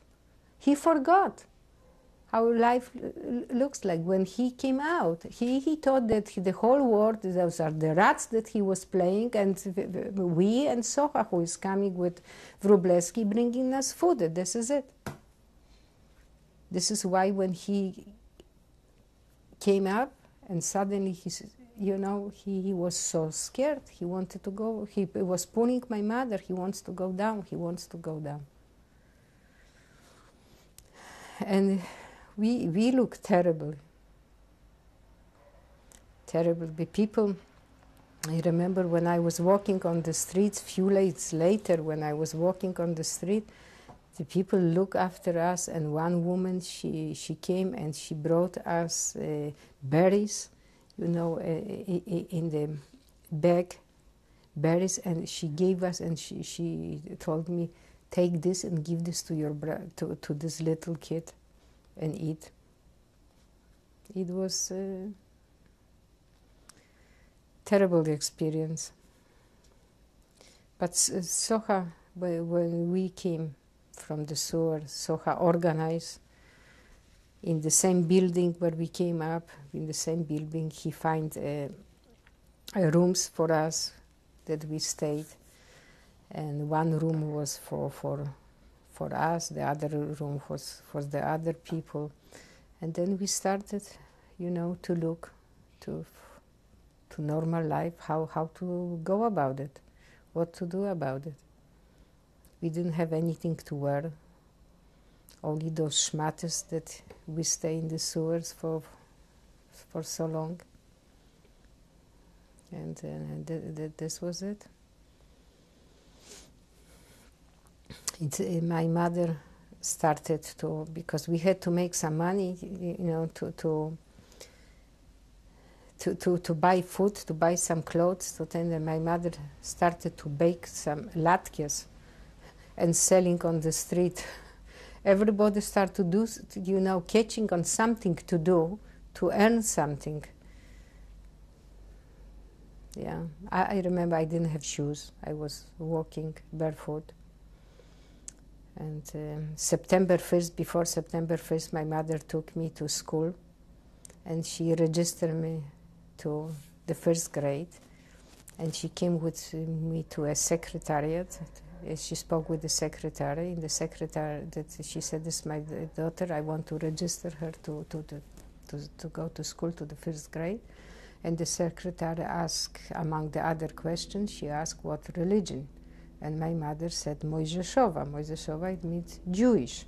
She looked at my mother and at me, and she said, "Excuse me for a moment." And she went to the principal to ask if she can register me to the school, that I can go to school. And when she came back, my mother was so angry.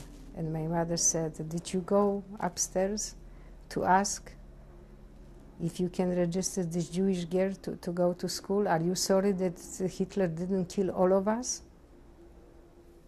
She didn't say anything. I remember my days in school, in the 1st grade. Yeah, I had first, I didn't have shoes. And it was already in Lvov, September, October. Sometimes you have snow or in October already. My father took newspapers and he wrapped my feet in newspaper and wrap with a small rope, Twine. Twine, yeah. And this is how I was going to school. And I was so ashamed that I don't have shoes, that I wasn't walking, I was running, because I thought if I'm running, nobody will see. And when I came to school, I put my feet under the table that nobody can see that I don't have shoes. And then somehow, that he got some money. And the first thing what he did, my father, he bought shoes for my brother and for me. And the first day when I wore those shoes, I remember I walked so slowly on the street. And I came to school and I stick my foot outside my legs, that everybody will see that I have shoes right now, that I don't have to hide. Yeah. I had a girl that was sitting next to me. She was a Ukrainian girl. And she asked me one day why I'm writing from left to right, that I should write from right to left. I didn't know what she's talking about. You know, I came home and I said to my mother, why she's asking me why I'm writing from right to left, that I'm supposed to write from left, from the right to the left? And my mother looked at me and looked at my father and said, and she told me, you know, because Jewish alphabet, you write from right to the left, Hebrew alphabet. And she knew, she was a girl that she was 7 years old because it was first grade. I was older one because I lost, because of the war, I lost few years, that I didn't go to school. But she knew the different. How come she knew it? Who told her? And she asked me. She didn't want to tell me that I'm Jewish, but she let me know that she knows that I'm Jewish. Yeah, it was a rough time after the war in Lvov. And then one day my father came and he said that we have to leave. And we escaped from Lvov because they wanted, it was under a Russian government right now. And they were very suspicious about the Jews who survived, because if you survived, you probably were the spy for Germans. And then they found out that my father was bourgeois because we own a store. Before we were rich, we had a beautiful apartment. That they wanted to send us to Siberia. And my father found out about it, and we escaped. We didn't take anything. Like we stood, you know, he came home, he said we have to run, and we ran to the train station. And we escaped to Przemyśl. Socha was already in Przemyśl. He escaped early. We stayed with him for a few days, and then from Przemyśl we went to Kraków. From Przemyśl to Kraków, it took us 3 weeks to get. It was a winter, it was cold terribly, and we were trying, you know, by train, by some Russian army trucks. But anyway, we came to Kraków, and I remember we went to somebody's apartment, and we were sleeping on the floor because we didn't have anything, no apartment, nothing. And from then on, you know, my father started to look for a job. He got a job, and my mother got the job, and we rented some small room. We live everybody in one room. And I went to school. My brother went to kindergarten, and I went to first grade. When I came to first grade, that after a month, they told me that I know too much for first grade, and I jumped to the third grade. I skipped the second, I jumped to the third grade. And this is how slowly the life started to look normal. But in school, you know, I knew that I'm Jewish, but the principal, a woman, very good person, she knew that I'm Jewish. And she said to my mother, you know, for the sake of the child, let's say that she's Christian, that she's not Jewish. And this is when we changed the name for Hiroski from Higer, because it sounds more Polish, not Jewish. Okay, we're going to change tapes.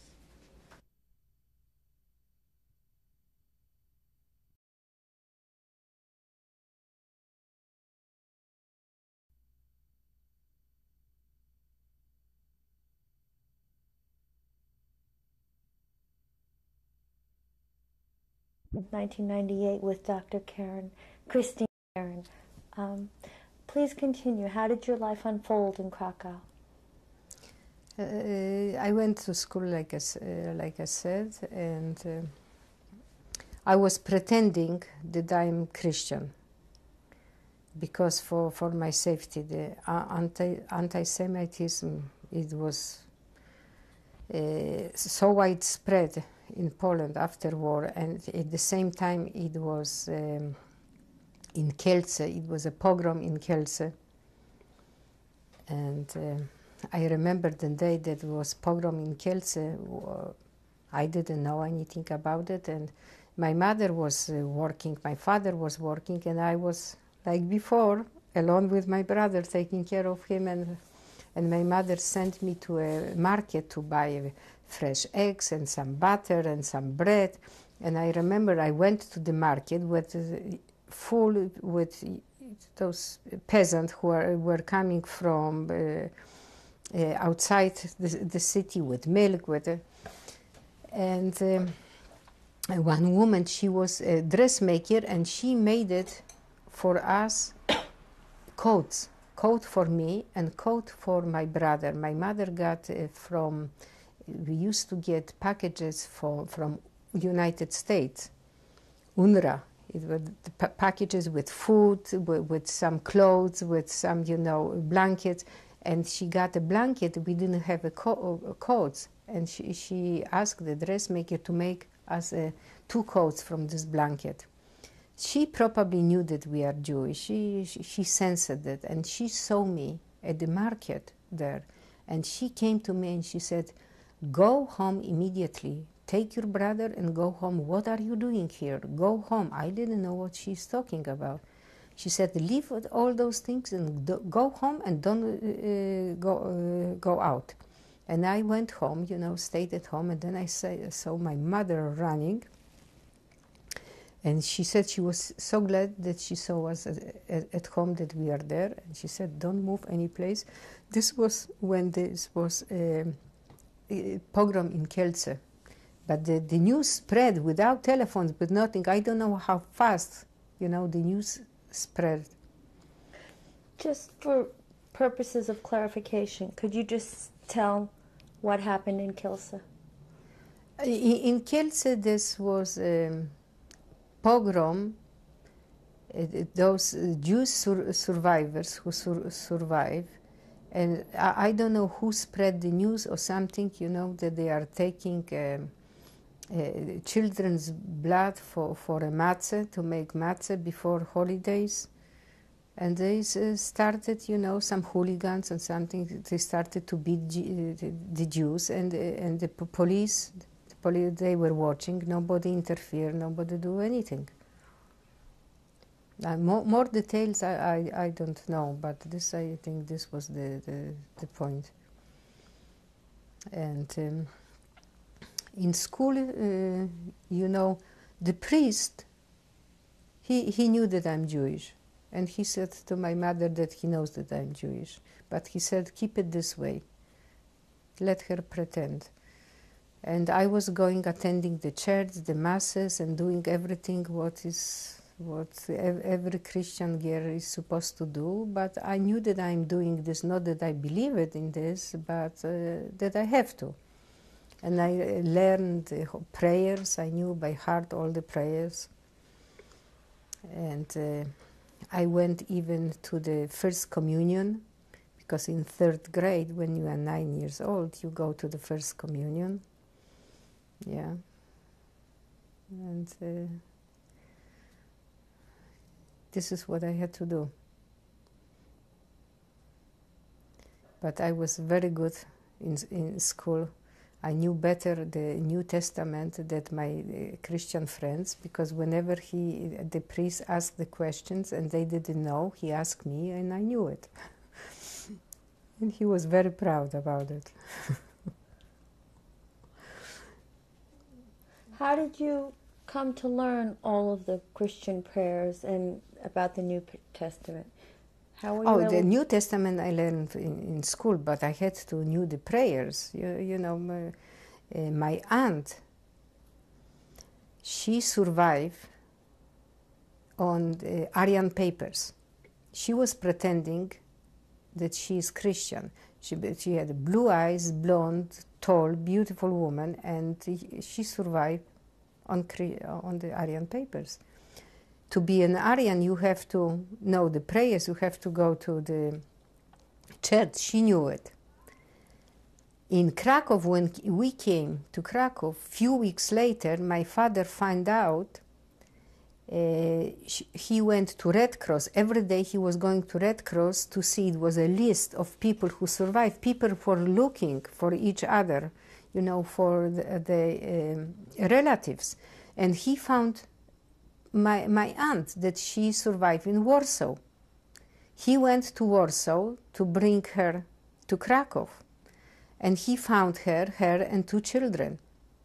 And he brought her to Krakow, and we live in the one room. We all live together. And she knew the prayers. And she taught me those prayers. This is how I knew it. Yeah.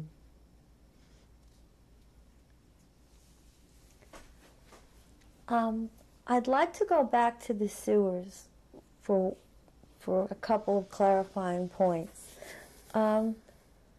You mentioned that when you and all the other people came out, that you were like rats, which brings to mind actual rats. Were there actual rats in the sewer? Oh, they were a lot. They were a lot and huge. They were red, big, and you know, we play with them. We got used to them. We'd play with them, but the thing was that they were eating our food, our bread, and this is why my father had to stay guard at night and chase them away. What about the other people hiding with you? What was their response to the rats? Oh, they were chasing them too. But each time, you know, somebody else, during the night, somebody was standing 1 hour or 2 hours, then somebody else was standing, you know, they keep guards.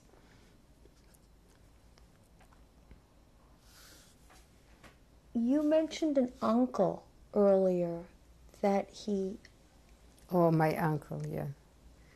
My uncle, the one that my father saved him, then he was drowning. The first day when we came to the sewer, he was drowning and my father saved him. And then he was with us for a few weeks. And one day, you know, each time somebody else went to fetch the fresh water. And one day he went with 2 other people. And in the meantime, it was a terrible thunderstorm. And when the thunderstorm overflowed the pipes, and he drowned. He never came back. He drowned. Yeah. And my father was supposed to go. And my father, he said, you know, you are so tired. My uncle said to my father, you are so tired, I will go. And you stay with your wife and the kids. And he went and he never came back. Yeah. You know, there are a lot of things that happened during the 14 months. It's very difficult, you know, to cover this in a few hours. Each time something else comes to mind that you can say.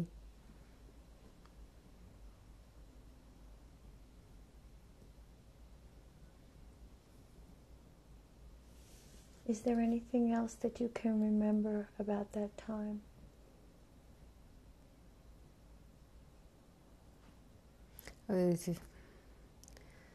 I remember that one day my brother, he broke his leg, and my father stabilized his leg with some piece of wood and some strings, and thank God that he was young and it healed by himself. Otherwise we couldn't have any doctor's help. And another day he got a terrible laryngitis. He couldn't talk at all. And my Soha came and he asked, how can we help him? You know, and my mother said, she said, you know, goggle moggle. Goggle moggle is when you take the yolk, eggs yolk, and you mix with sugar. You mix it, when you mix it, and you eat this. It's supposed to help for the laryngitis. And my mother said, you know, goggle moggle.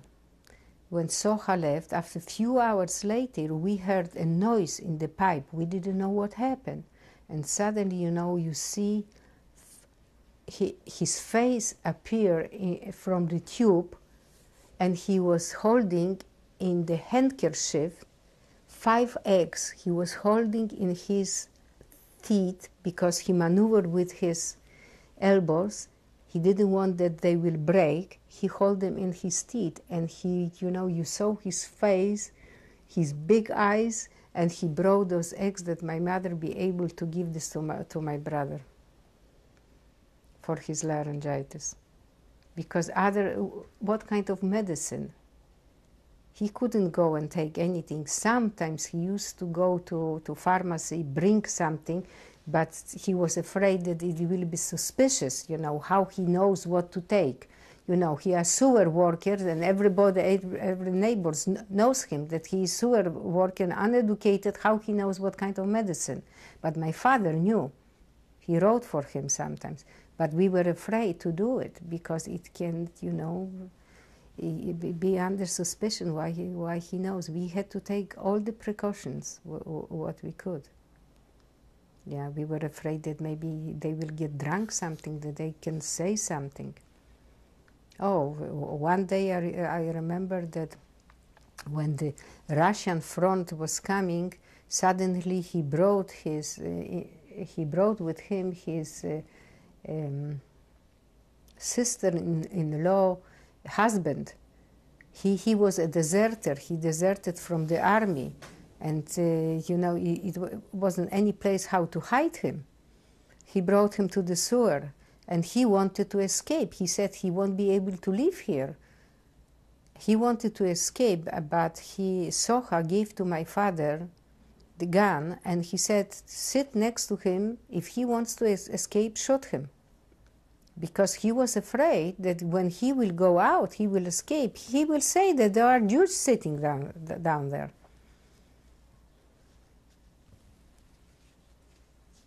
And he later on, Soha, I think, he wasn't with us to the end. Maybe he was with us to the end. I don't remember already if he was with us or he took him before, few days before the end. Yeah. It was you know, every day something else happened. It was a lot of things. I remember when we were moving from one tunnel to another, when we were escaping, when they discovered us in the one tunnel, I stepped on the big needle, rusted needle that went to my foot, and you know, I stood up, I picked it up, and I walked forward. I didn't even turn it around. I walked forward. No antibiotics, nothing. It healed.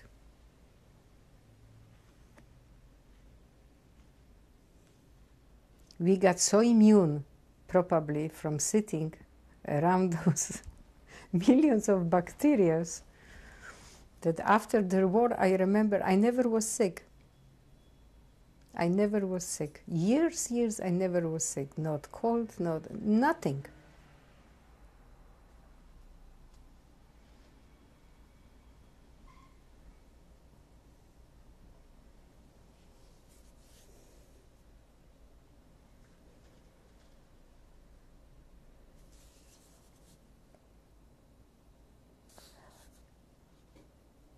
Was there ever a time that you celebrated or gave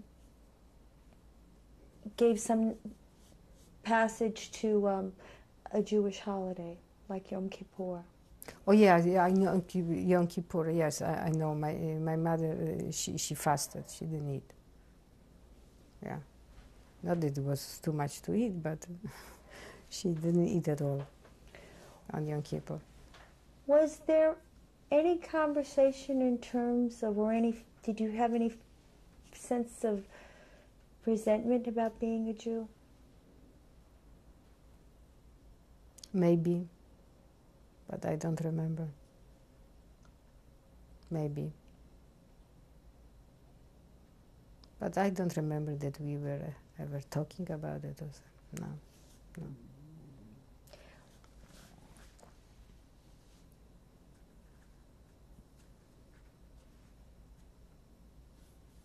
Were you hopeful that the Germans were going to lose the war early on? Oh, this was the only hope that kept us alive, especially my father. Yeah, because he was getting already very impatient. Yeah.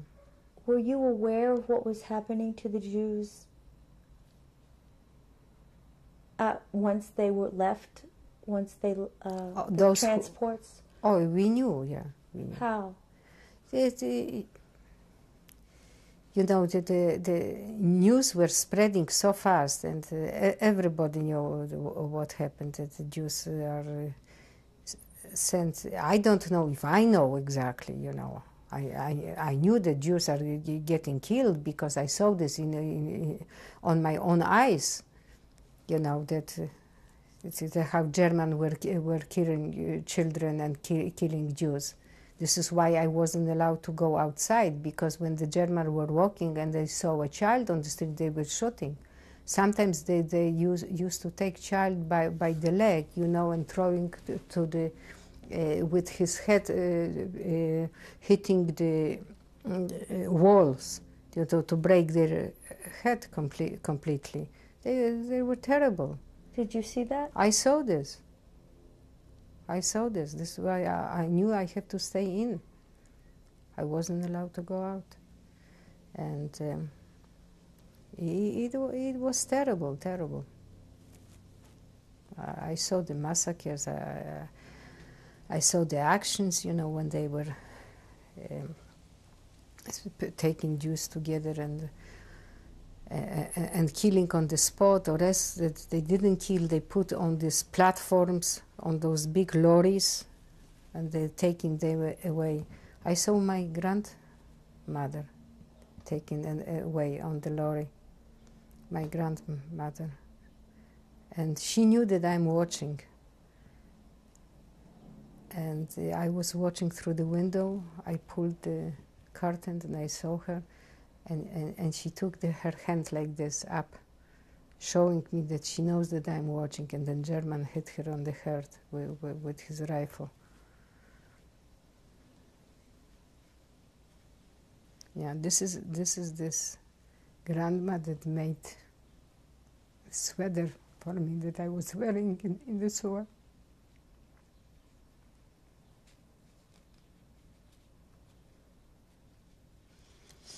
Okay.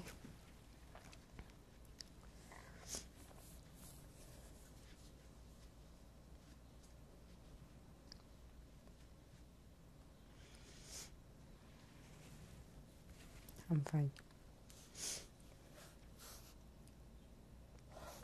When did you decide to leave Krakow? We left Krakow in 1957. My father applied for immigration to Israel a few times, but he always was rejected. And then I don't know what happened, 56, 57, some changes in the government, and they allowed us to go. And we left. We left to Israel. And what did you do in Israel? When we came to Israel, I went to kibbutz, and I was studying. Half a day I was studying the Hebrew, and half a day I was working. It was hard work, very hard work, but I didn't mind at all. And we worked at 6 o'clock in the morning because it was hot when you go to the fields. At 10 o'clock is very hot. We had to stop. And then in the afternoon we were studying Hebrew. But I wasn't too long in the kibbutz. I was maybe 4 or 5 weeks, because when I came to Israel, I finished first year on medical dental school in Krakow, and I wanted to continue. And the year started in October, and I went to Jerusalem. I was accepted to the second year, and I went to Jerusalem to continue to study. And it was another big shock for me, because I didn't know Hebrew, I didn't know English, and and the only language, that I spoke at that time, it was Polish and Russian, but I knew Latin, because I studied Latin. My father forced me to study Latin when I was in high school, and this saved me, because when I knew Latin and the English, and the medical words, most are coming from Latin. And I could somehow find out what is what. And I was studying with a dictionary. It took me probably 4 or 5 hours to go through one page. And I took English books. It was easier for me than Hebrew, because Hebrew is completely something new, and English was more from Latin, and I studied from English books. And I remember first time when I came to the lecture, I was sitting, and I understood maybe 2 or 3 words from the whole lecture. I came out and I started to cry, and I said, I'm going back home. I can't continue. I came home. It was in Jerusalem, and my parents live in Haifa. I came home and I said to my father, I can't. I don't understand anything. I can't continue. He said, you go back. You have to finish. You must finish. You have to go back. Don't worry. You will make it. Slowly. This is difficult. I know this is difficult. It will take time. You will make it. I went back and I started to study. I was lucky. The most of the book at that time in Israel, in medical school, they were English. And the program was similar like in United States. And this was my luck, that I could do it in English. And then I couldn't take the written examination. I had to take the vocal examination, and I asked of permission to do it. And I remember my first test was from chemistry. And I took the test and I passed. And the next day the professor came to the lecture class, and he said, before I'm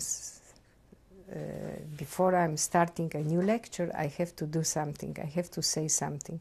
And he called my name, and he said in front of everybody, I don't know how she made it, but she made it. She passed the exam. She did well. And he was so impressed. And this is, how it took. It took a long time till I learned English, and I learned Hebrew. But from the beginning, first year or two, it was terrible. I slept maybe 2 or 3 hours a day, and the rest I was sitting with dictionary, with books, and writing, and going from page to page, and these were very difficult exams. People who knew Hebrew and English didn't pass. And somehow I made it. When I graduate, my father was so happy. He was so proud. I did this for him.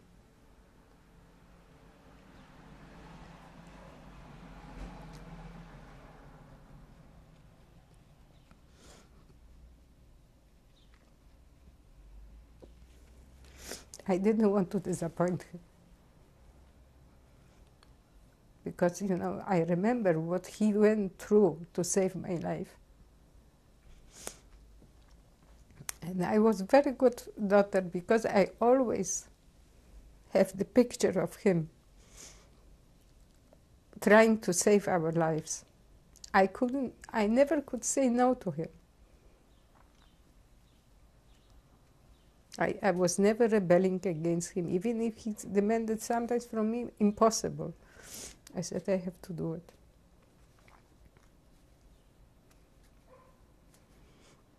It was a nice day when I graduated.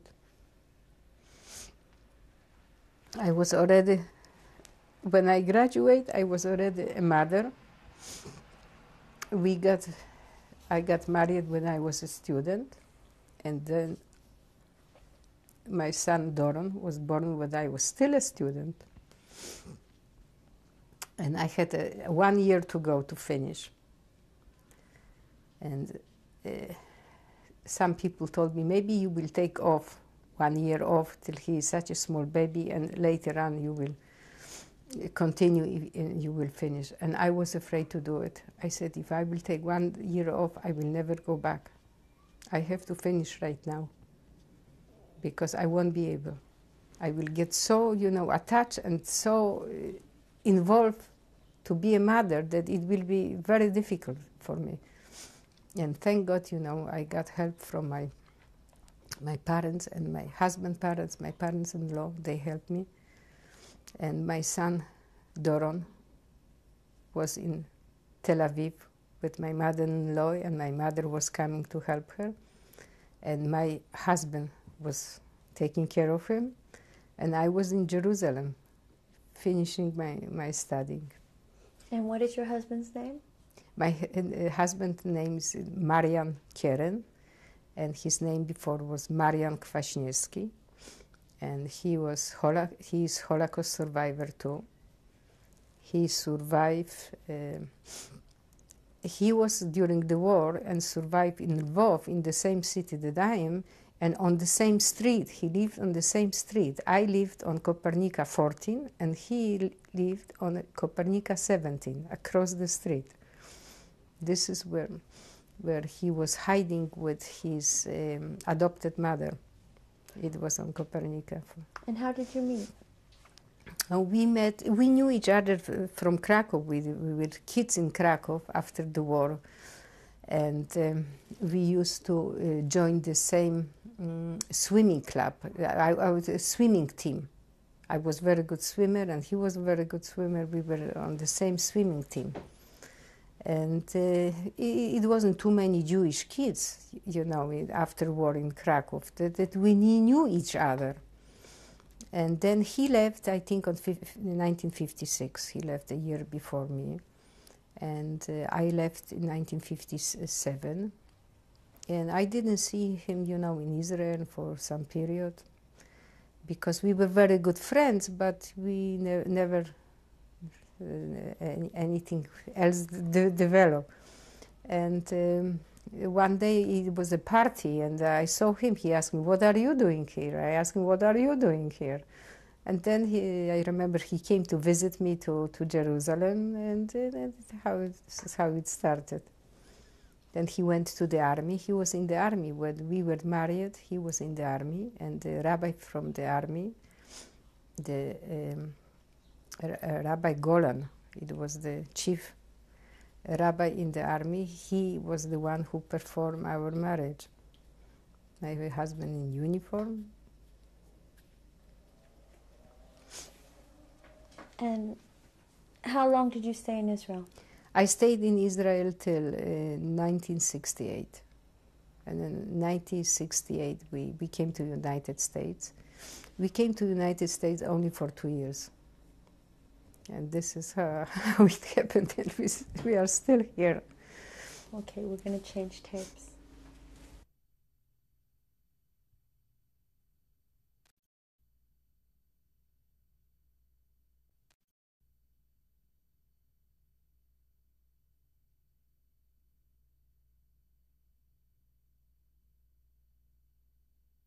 On 14th, 1998, with Dr.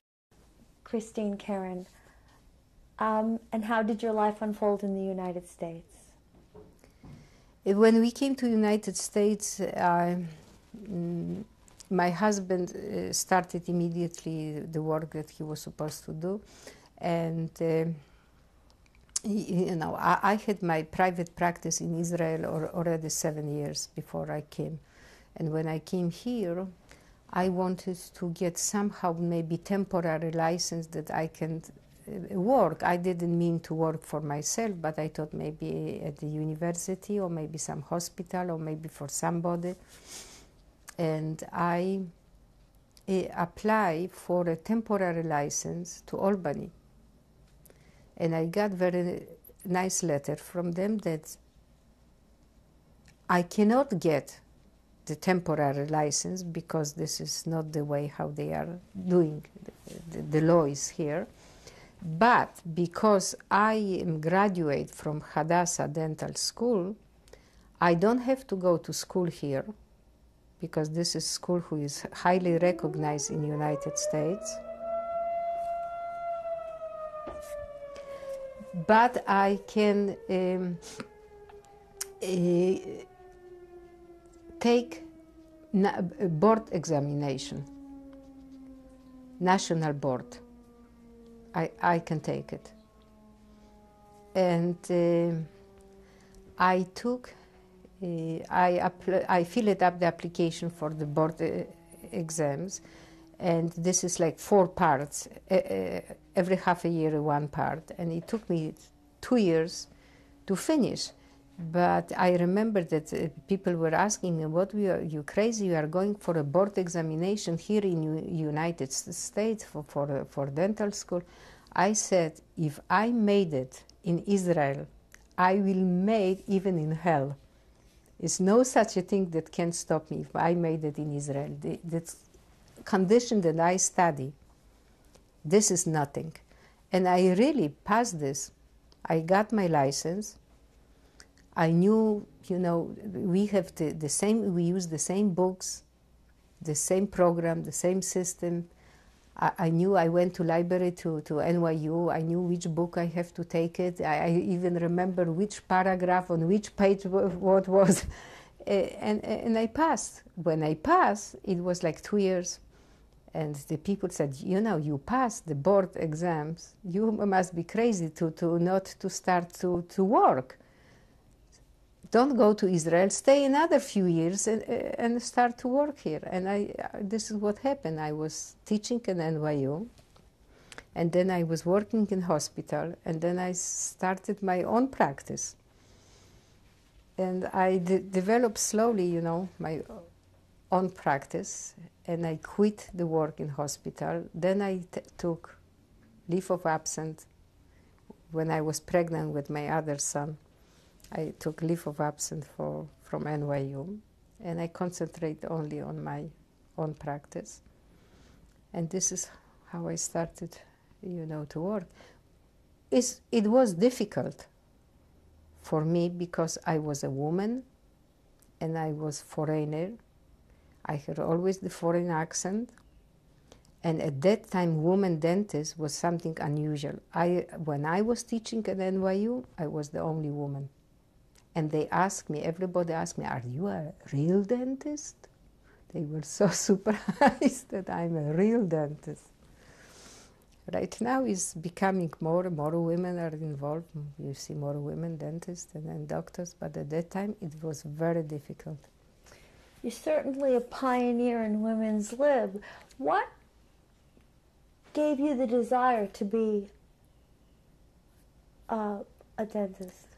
Oh, this is another story. When I was in high school, it was in Poland under communist government, and I had another 2 years to graduate, and my parents came to the conclusion, if I will graduate, what will happen to me? I will not be able to go and study medicine or any university, because my father held a high position. He was intellectual and he had a high position. At that time in Poland, it was a wave that only children of peasants and blue-collar workers can study. Intelligentsia children of intelligentsia cannot study. And my parents, they were thinking about it, what will happen to me. And once my mother, she was attending it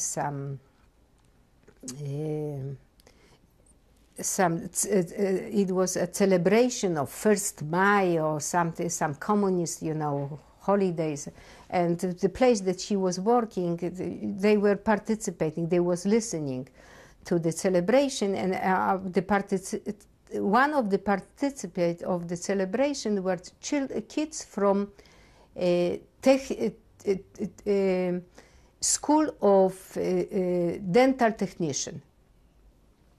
And she saw this chorus, and she saw the faces and the songs what they sang, and they gave her idea that maybe I can go and be a dental technician because I have very good fingers that I can go. She came home and she said, school like this existed because I saw the chorus, I saw the kids singing. Maybe my father started to inquire about it, and he found out the program, the thing. And I went to the school after. I didn't graduate from high school. Only after 2 years, I went to this school. It was a school that you graduate high school together with profession. That at least when I graduate, I have some profession. I can do something. I can be something. And when I was studying there, I was very good student. And my father, his dream was always, he wanted to be a doctor. But he couldn't because he was a Jewish, and it was a law in the pre-war Poland. The Jews cannot study medicine, they cannot be lawyers, they cannot study architecture, they cannot study medicine. Most of the Jews who could, they study in Prague, in Vienna, someplace else. My father couldn't do this. And his dream was that at least his child will be a doctor. And when I graduated, when I was coming to the graduation, he said, okay, you will go and you will study right now dentistry. And it was very difficult for me because of my father's background and of my father's position, and that we were the intelligentsia. It was very difficult for me to get to dental school, to medical school in Poland. But my father, he was so persistent, I was very good student, I had very good grades. And he wrote to the president of Poland, he wrote to the prime minister of Poland, and he wrote them in each letter that I'm Holocaust survivor, that I survived in ghetto, in labor camp my mother was, and then in a sewer. And I'm very good student, and he is asking them for permission, that they will give me permission to study. And he got one letter back only, I think from the prime minister, because his wife was Jewish, I think. He got the letter back, and in this letter he said that he is giving this case to the local government. In the local government, my father could do much better because he knew people. And finally, for writing letters and going to a lot of people, I got one option. I have to pass the exam, and everything has to be in A+. If I will make A+ from all my exams, I will be accepted to medical school. When my father heard this, I remember he came home, he opened a big suitcase, he put all my books in the suitcase, he took me to a place, outside Krakow, that nobody was there, only cows and ducks. And he said, you sit here and you study. And I was sitting there and studying maybe 6 weeks, going through all these books. He came after a day or two before the exam, he came for me, and he took me to the exam, and I passed. I passed all of the exam with A+, and we were waiting, the day that the results will be, if I'm accepted or not. My father was going every day to look to the board to see if my name is there. And I went back to this place with my mother and with my brother, you know, a little bit for vacation, to rest a little bit. And he sent me a telegram that I got accepted. He went there at night. It was evening. He came and he had to, you know, he used the match to see, and he found my name there. And he sent me a telegram that I am accepted. And this is how I became a dentist. This is, you see, is nothing easy. From the beginning to the end, everything, you know, you have to fight for everything. I'd like to ask you how the Holocaust has affected the way you've brought up your children.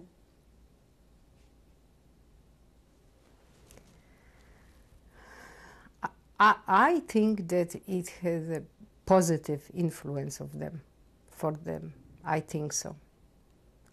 They knew what I went through because I told them. I didn't tell them, you know, once, sit down, I will tell you. It was always, by the way, you know, not to hit them with this. And I always try to tell them that whatever they want to succeed, it is very difficult. Nothing comes easy. For everything you have to fight. I don't mean fight, you know, with guns, but fight. I wanted them to know that they will be not disappointed if something is not going the way they want. Because it happened. If it doesn't go this way, try another way. But don't lose, you know, this hope that you can succeed what you want to get. And I think maybe sometimes it was difficult for them because I think they always, I try to tell them few times, for example, that I was hungry, that I didn't have bread to eat. They know till now I don't throw food. Never piece of bread I will throw. I will always do something from this, but I can't throw it. I cannot do it. Is something I can do, maybe something else, but I cannot throw piece of bread. I will make from this something else, but, and I always told them that I can't stand it, that it look like people are throwing food and especially the bread. And I think whenever it was difficult for them, you know, they knew they can come to me and we can talk. They can be open with me and they share with me and I will help them. I never told them that they have to be the best. I said, you have to be good is enough for me. You don't have to be the best. But I think it has an influence on them. I'm very thankful, you know, that I have very good kids. They are very good. You know, my both sons are very hardworking. They didn't take anything for granted. Everything what they are doing right now, it was hard work for them. And they never were afraid, you know, to do something hard.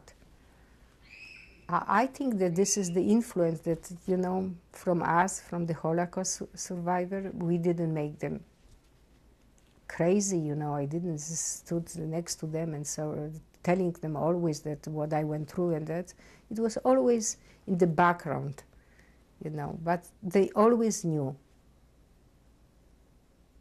I think that it's a positive thing. And when I talk to them, they're telling me the same. They never, you know, blame me of anything. Oh, because you went through Holocaust. Oh, never, never. They have such a respect for us, my kids. No, never. How has the Holocaust affected your life?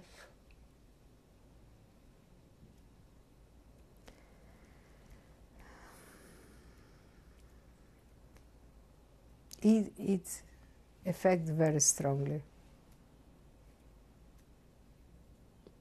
I still have dreams.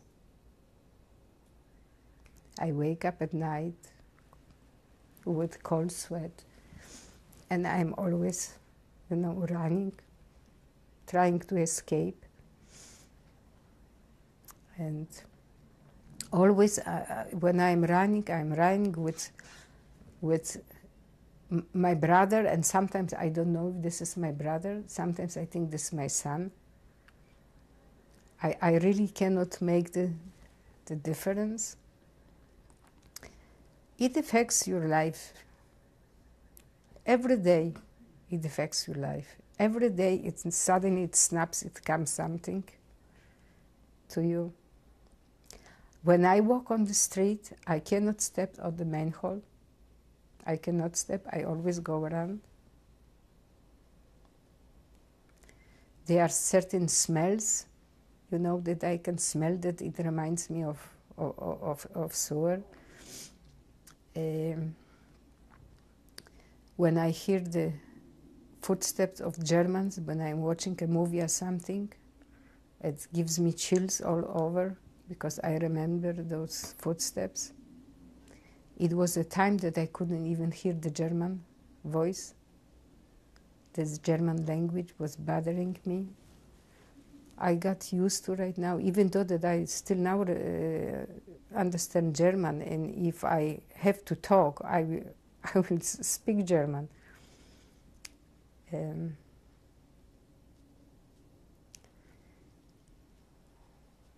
But I think it made me strong. Because always when something was, very difficult for me, I saw those people in concentration camp, and I said, they made it, I have to make it too. It's no such a thing that men cannot do it, can make it. And I forced myself to do it.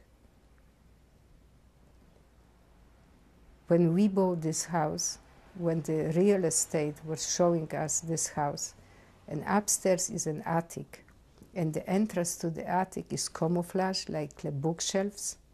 And she opened this, and I saw this, and I stood like this, and I said, what a place to hide.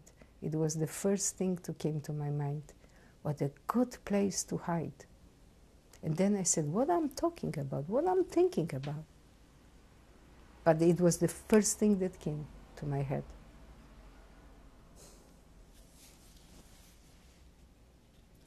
It stays with you. This is not that, you can say, that's it, I forgot.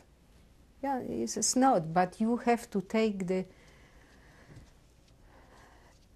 those terrible things that happen to people and to happen to me, you have to use this for a positive way in your life.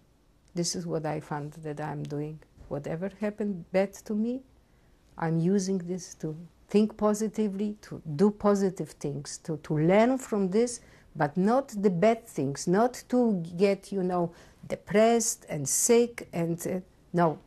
Use it for positive thinking, and use it for positive way to live your life. And, I'm enjoying every day. Every day when I wake up, I said, thank God for another day. And I'm happy. I don't need too much. I'm happy. I only feel sorry, it bothers me, and it hurts me very much that the rest of my family and the rest of those people who were so brutally killed cannot enjoy it. When it's nice weather on nice, day, and I am thinking about those who die, it makes me very sad. And makes, on the other hand, I think how lucky I am that I survive, and I can enjoy it.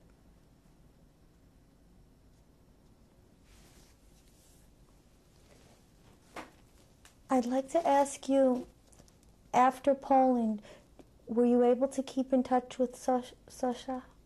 Yeah, unfortunately, you know, in 1946, when he lived in, he moved to Gliwice, a town in Poland, and he was riding a bicycle, and his daughter was riding a bicycle in front of him, and it was a Russian truck coming toward them, and the driver was drunk, and he saw that the car is coming straight to hit his daughter, and he speed up to go in front of his daughter, and he got hit, and he died.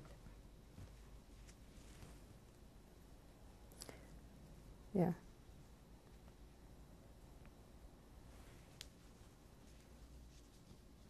He died, and his blood was dripping through the manhole.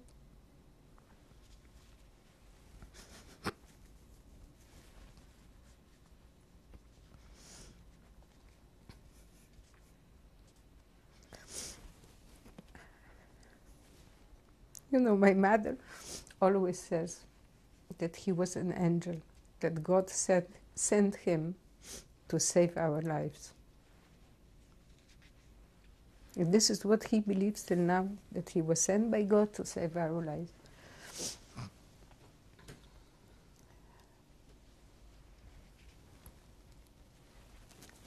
We went to his funeral, and we were standing there, and my mother overheard, you know, the people, the Polish people who were standing next to her, and one said to another, "This is what happened to somebody who tried to help Jews."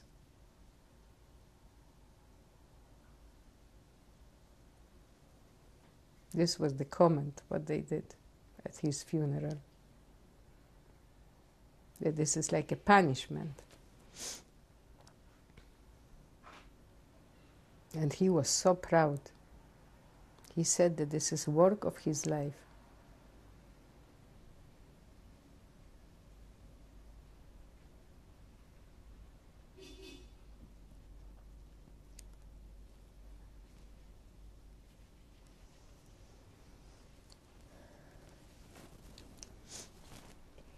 Is there a message that you would like to leave for future generations?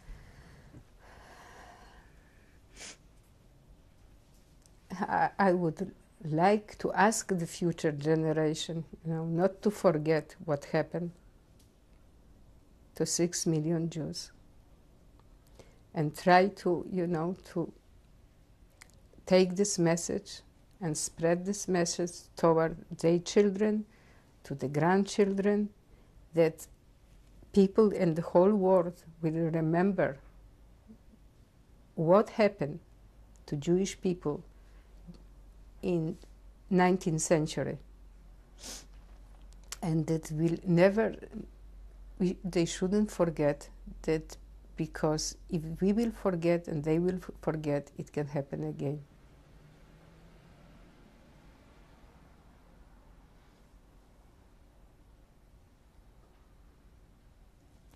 Is there anything else that you'd like to add that I haven't asked you? I don't think so.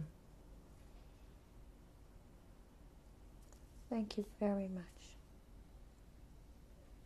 You're welcome.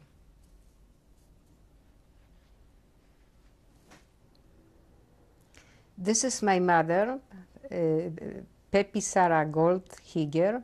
This picture is taken in 1939, and it was saved with other pictures by my father.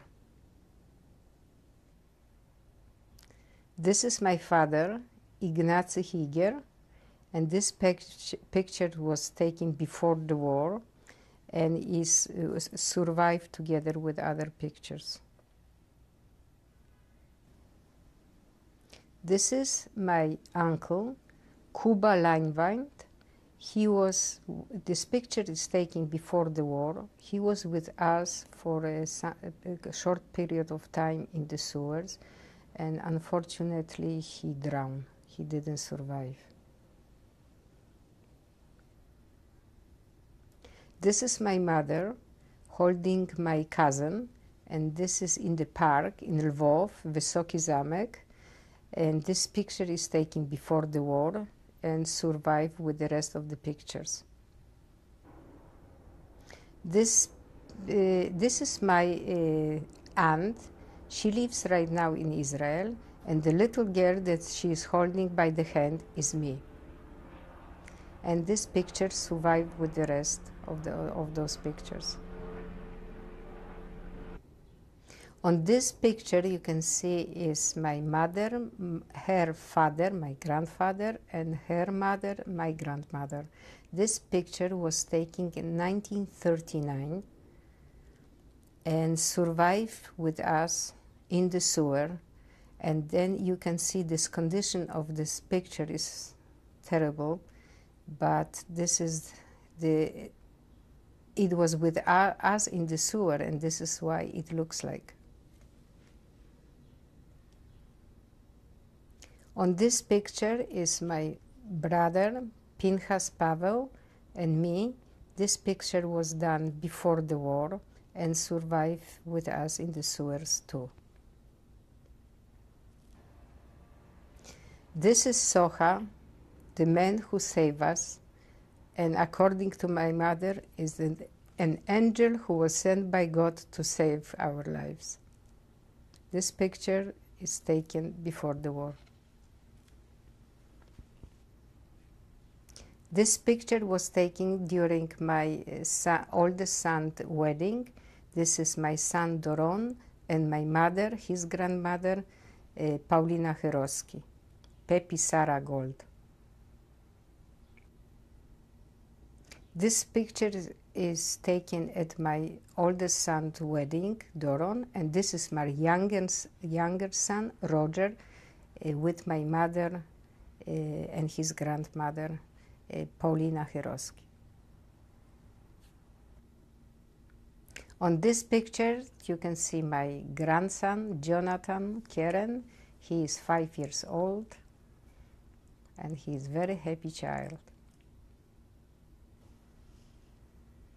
This picture is of my younger grandson, Daniel Keren, and he is playing at ball. Those are working papers for my father that he had during the war, during German occupation.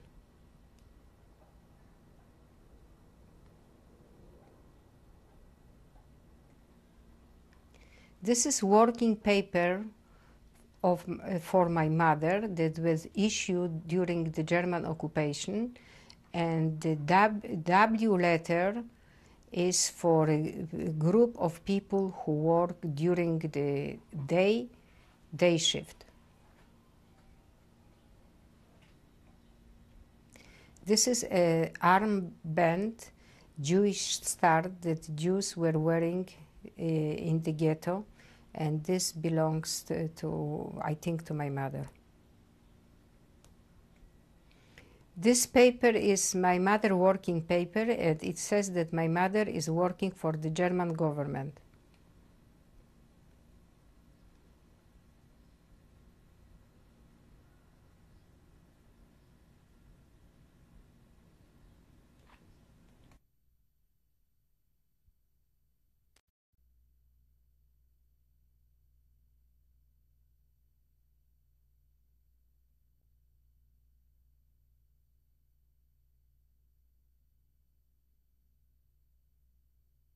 Fourteenth, 1998, with Dr. Kristine Keren. This is my father's identity documents. It's like a passport.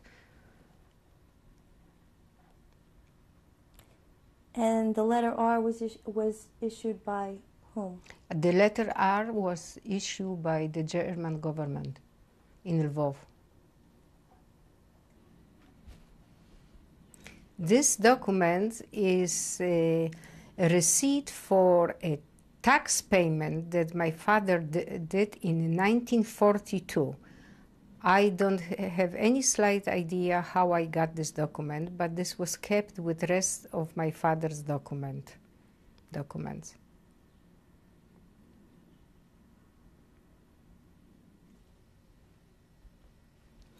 This is sweater that my grandmother knitted for me, and I was wearing this when I was in the sewer, and survived with me together. And I'm holding this to keep my memories of my grandma.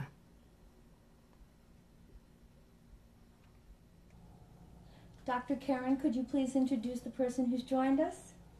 This is my husband, Marian Keren, that I married him in 1960, and we have two children and 2 grandchildren.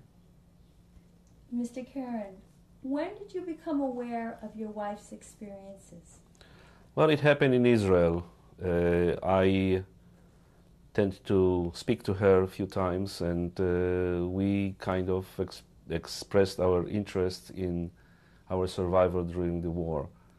However, I should mention that it's an interesting story that we used to live in Lvov during the war on the same street but different building.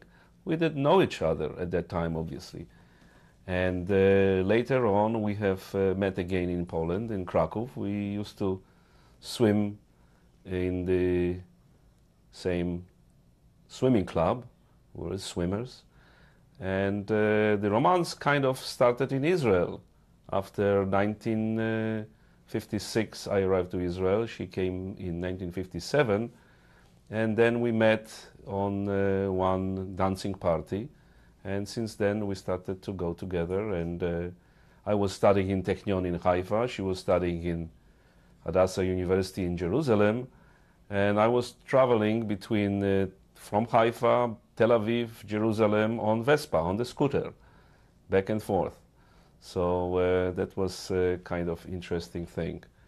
And also interesting story to say, I don't know if my wife said it before, then before we got married, we had to have an appointment with a rabbi. And rabbi asked us a few questions. Who are you? What's your name? And obviously I said, my name is Marian Kwaśniewski, because that was my name. And my wife's name at that time was Kristine Chirowski. Well, she asked us, are you Cohen? And I said, what is that? Without knowing what he means. And he said, are you really Jewish? And I said, obviously. And he, with disbelief, he asked, do you have witnesses? And I said, well, we can get some witnesses, obviously. But next day we came in and with witnesses, and he believed us that even though our names were very Polish, and Kristina and Marian and Chirowski and Kwaśniewski sounded very un-Jewish, but we got married as Jewish. Is there anything else you'd like to add? Well, we wanted to say that our life is pretty colorful. We survived the war. Then I didn't mention that before, but I served also in Polish army for a while. I served in Israeli army. We came to United States. And now we are traveling again, Poland, Israel, and United States, back and forth. So it's quite interesting, and we keep ourselves busy. I am employed full-time with the city of New York, working for MTA Bridges and Tunnels as an engineer. And she is full-time dentist, working with our son, Doron Keren. And, well, this has been quite a long day, and was quite a long knowing you. And I think we are still in love, like it was before. And we continue loving each other and living together for a long period of time.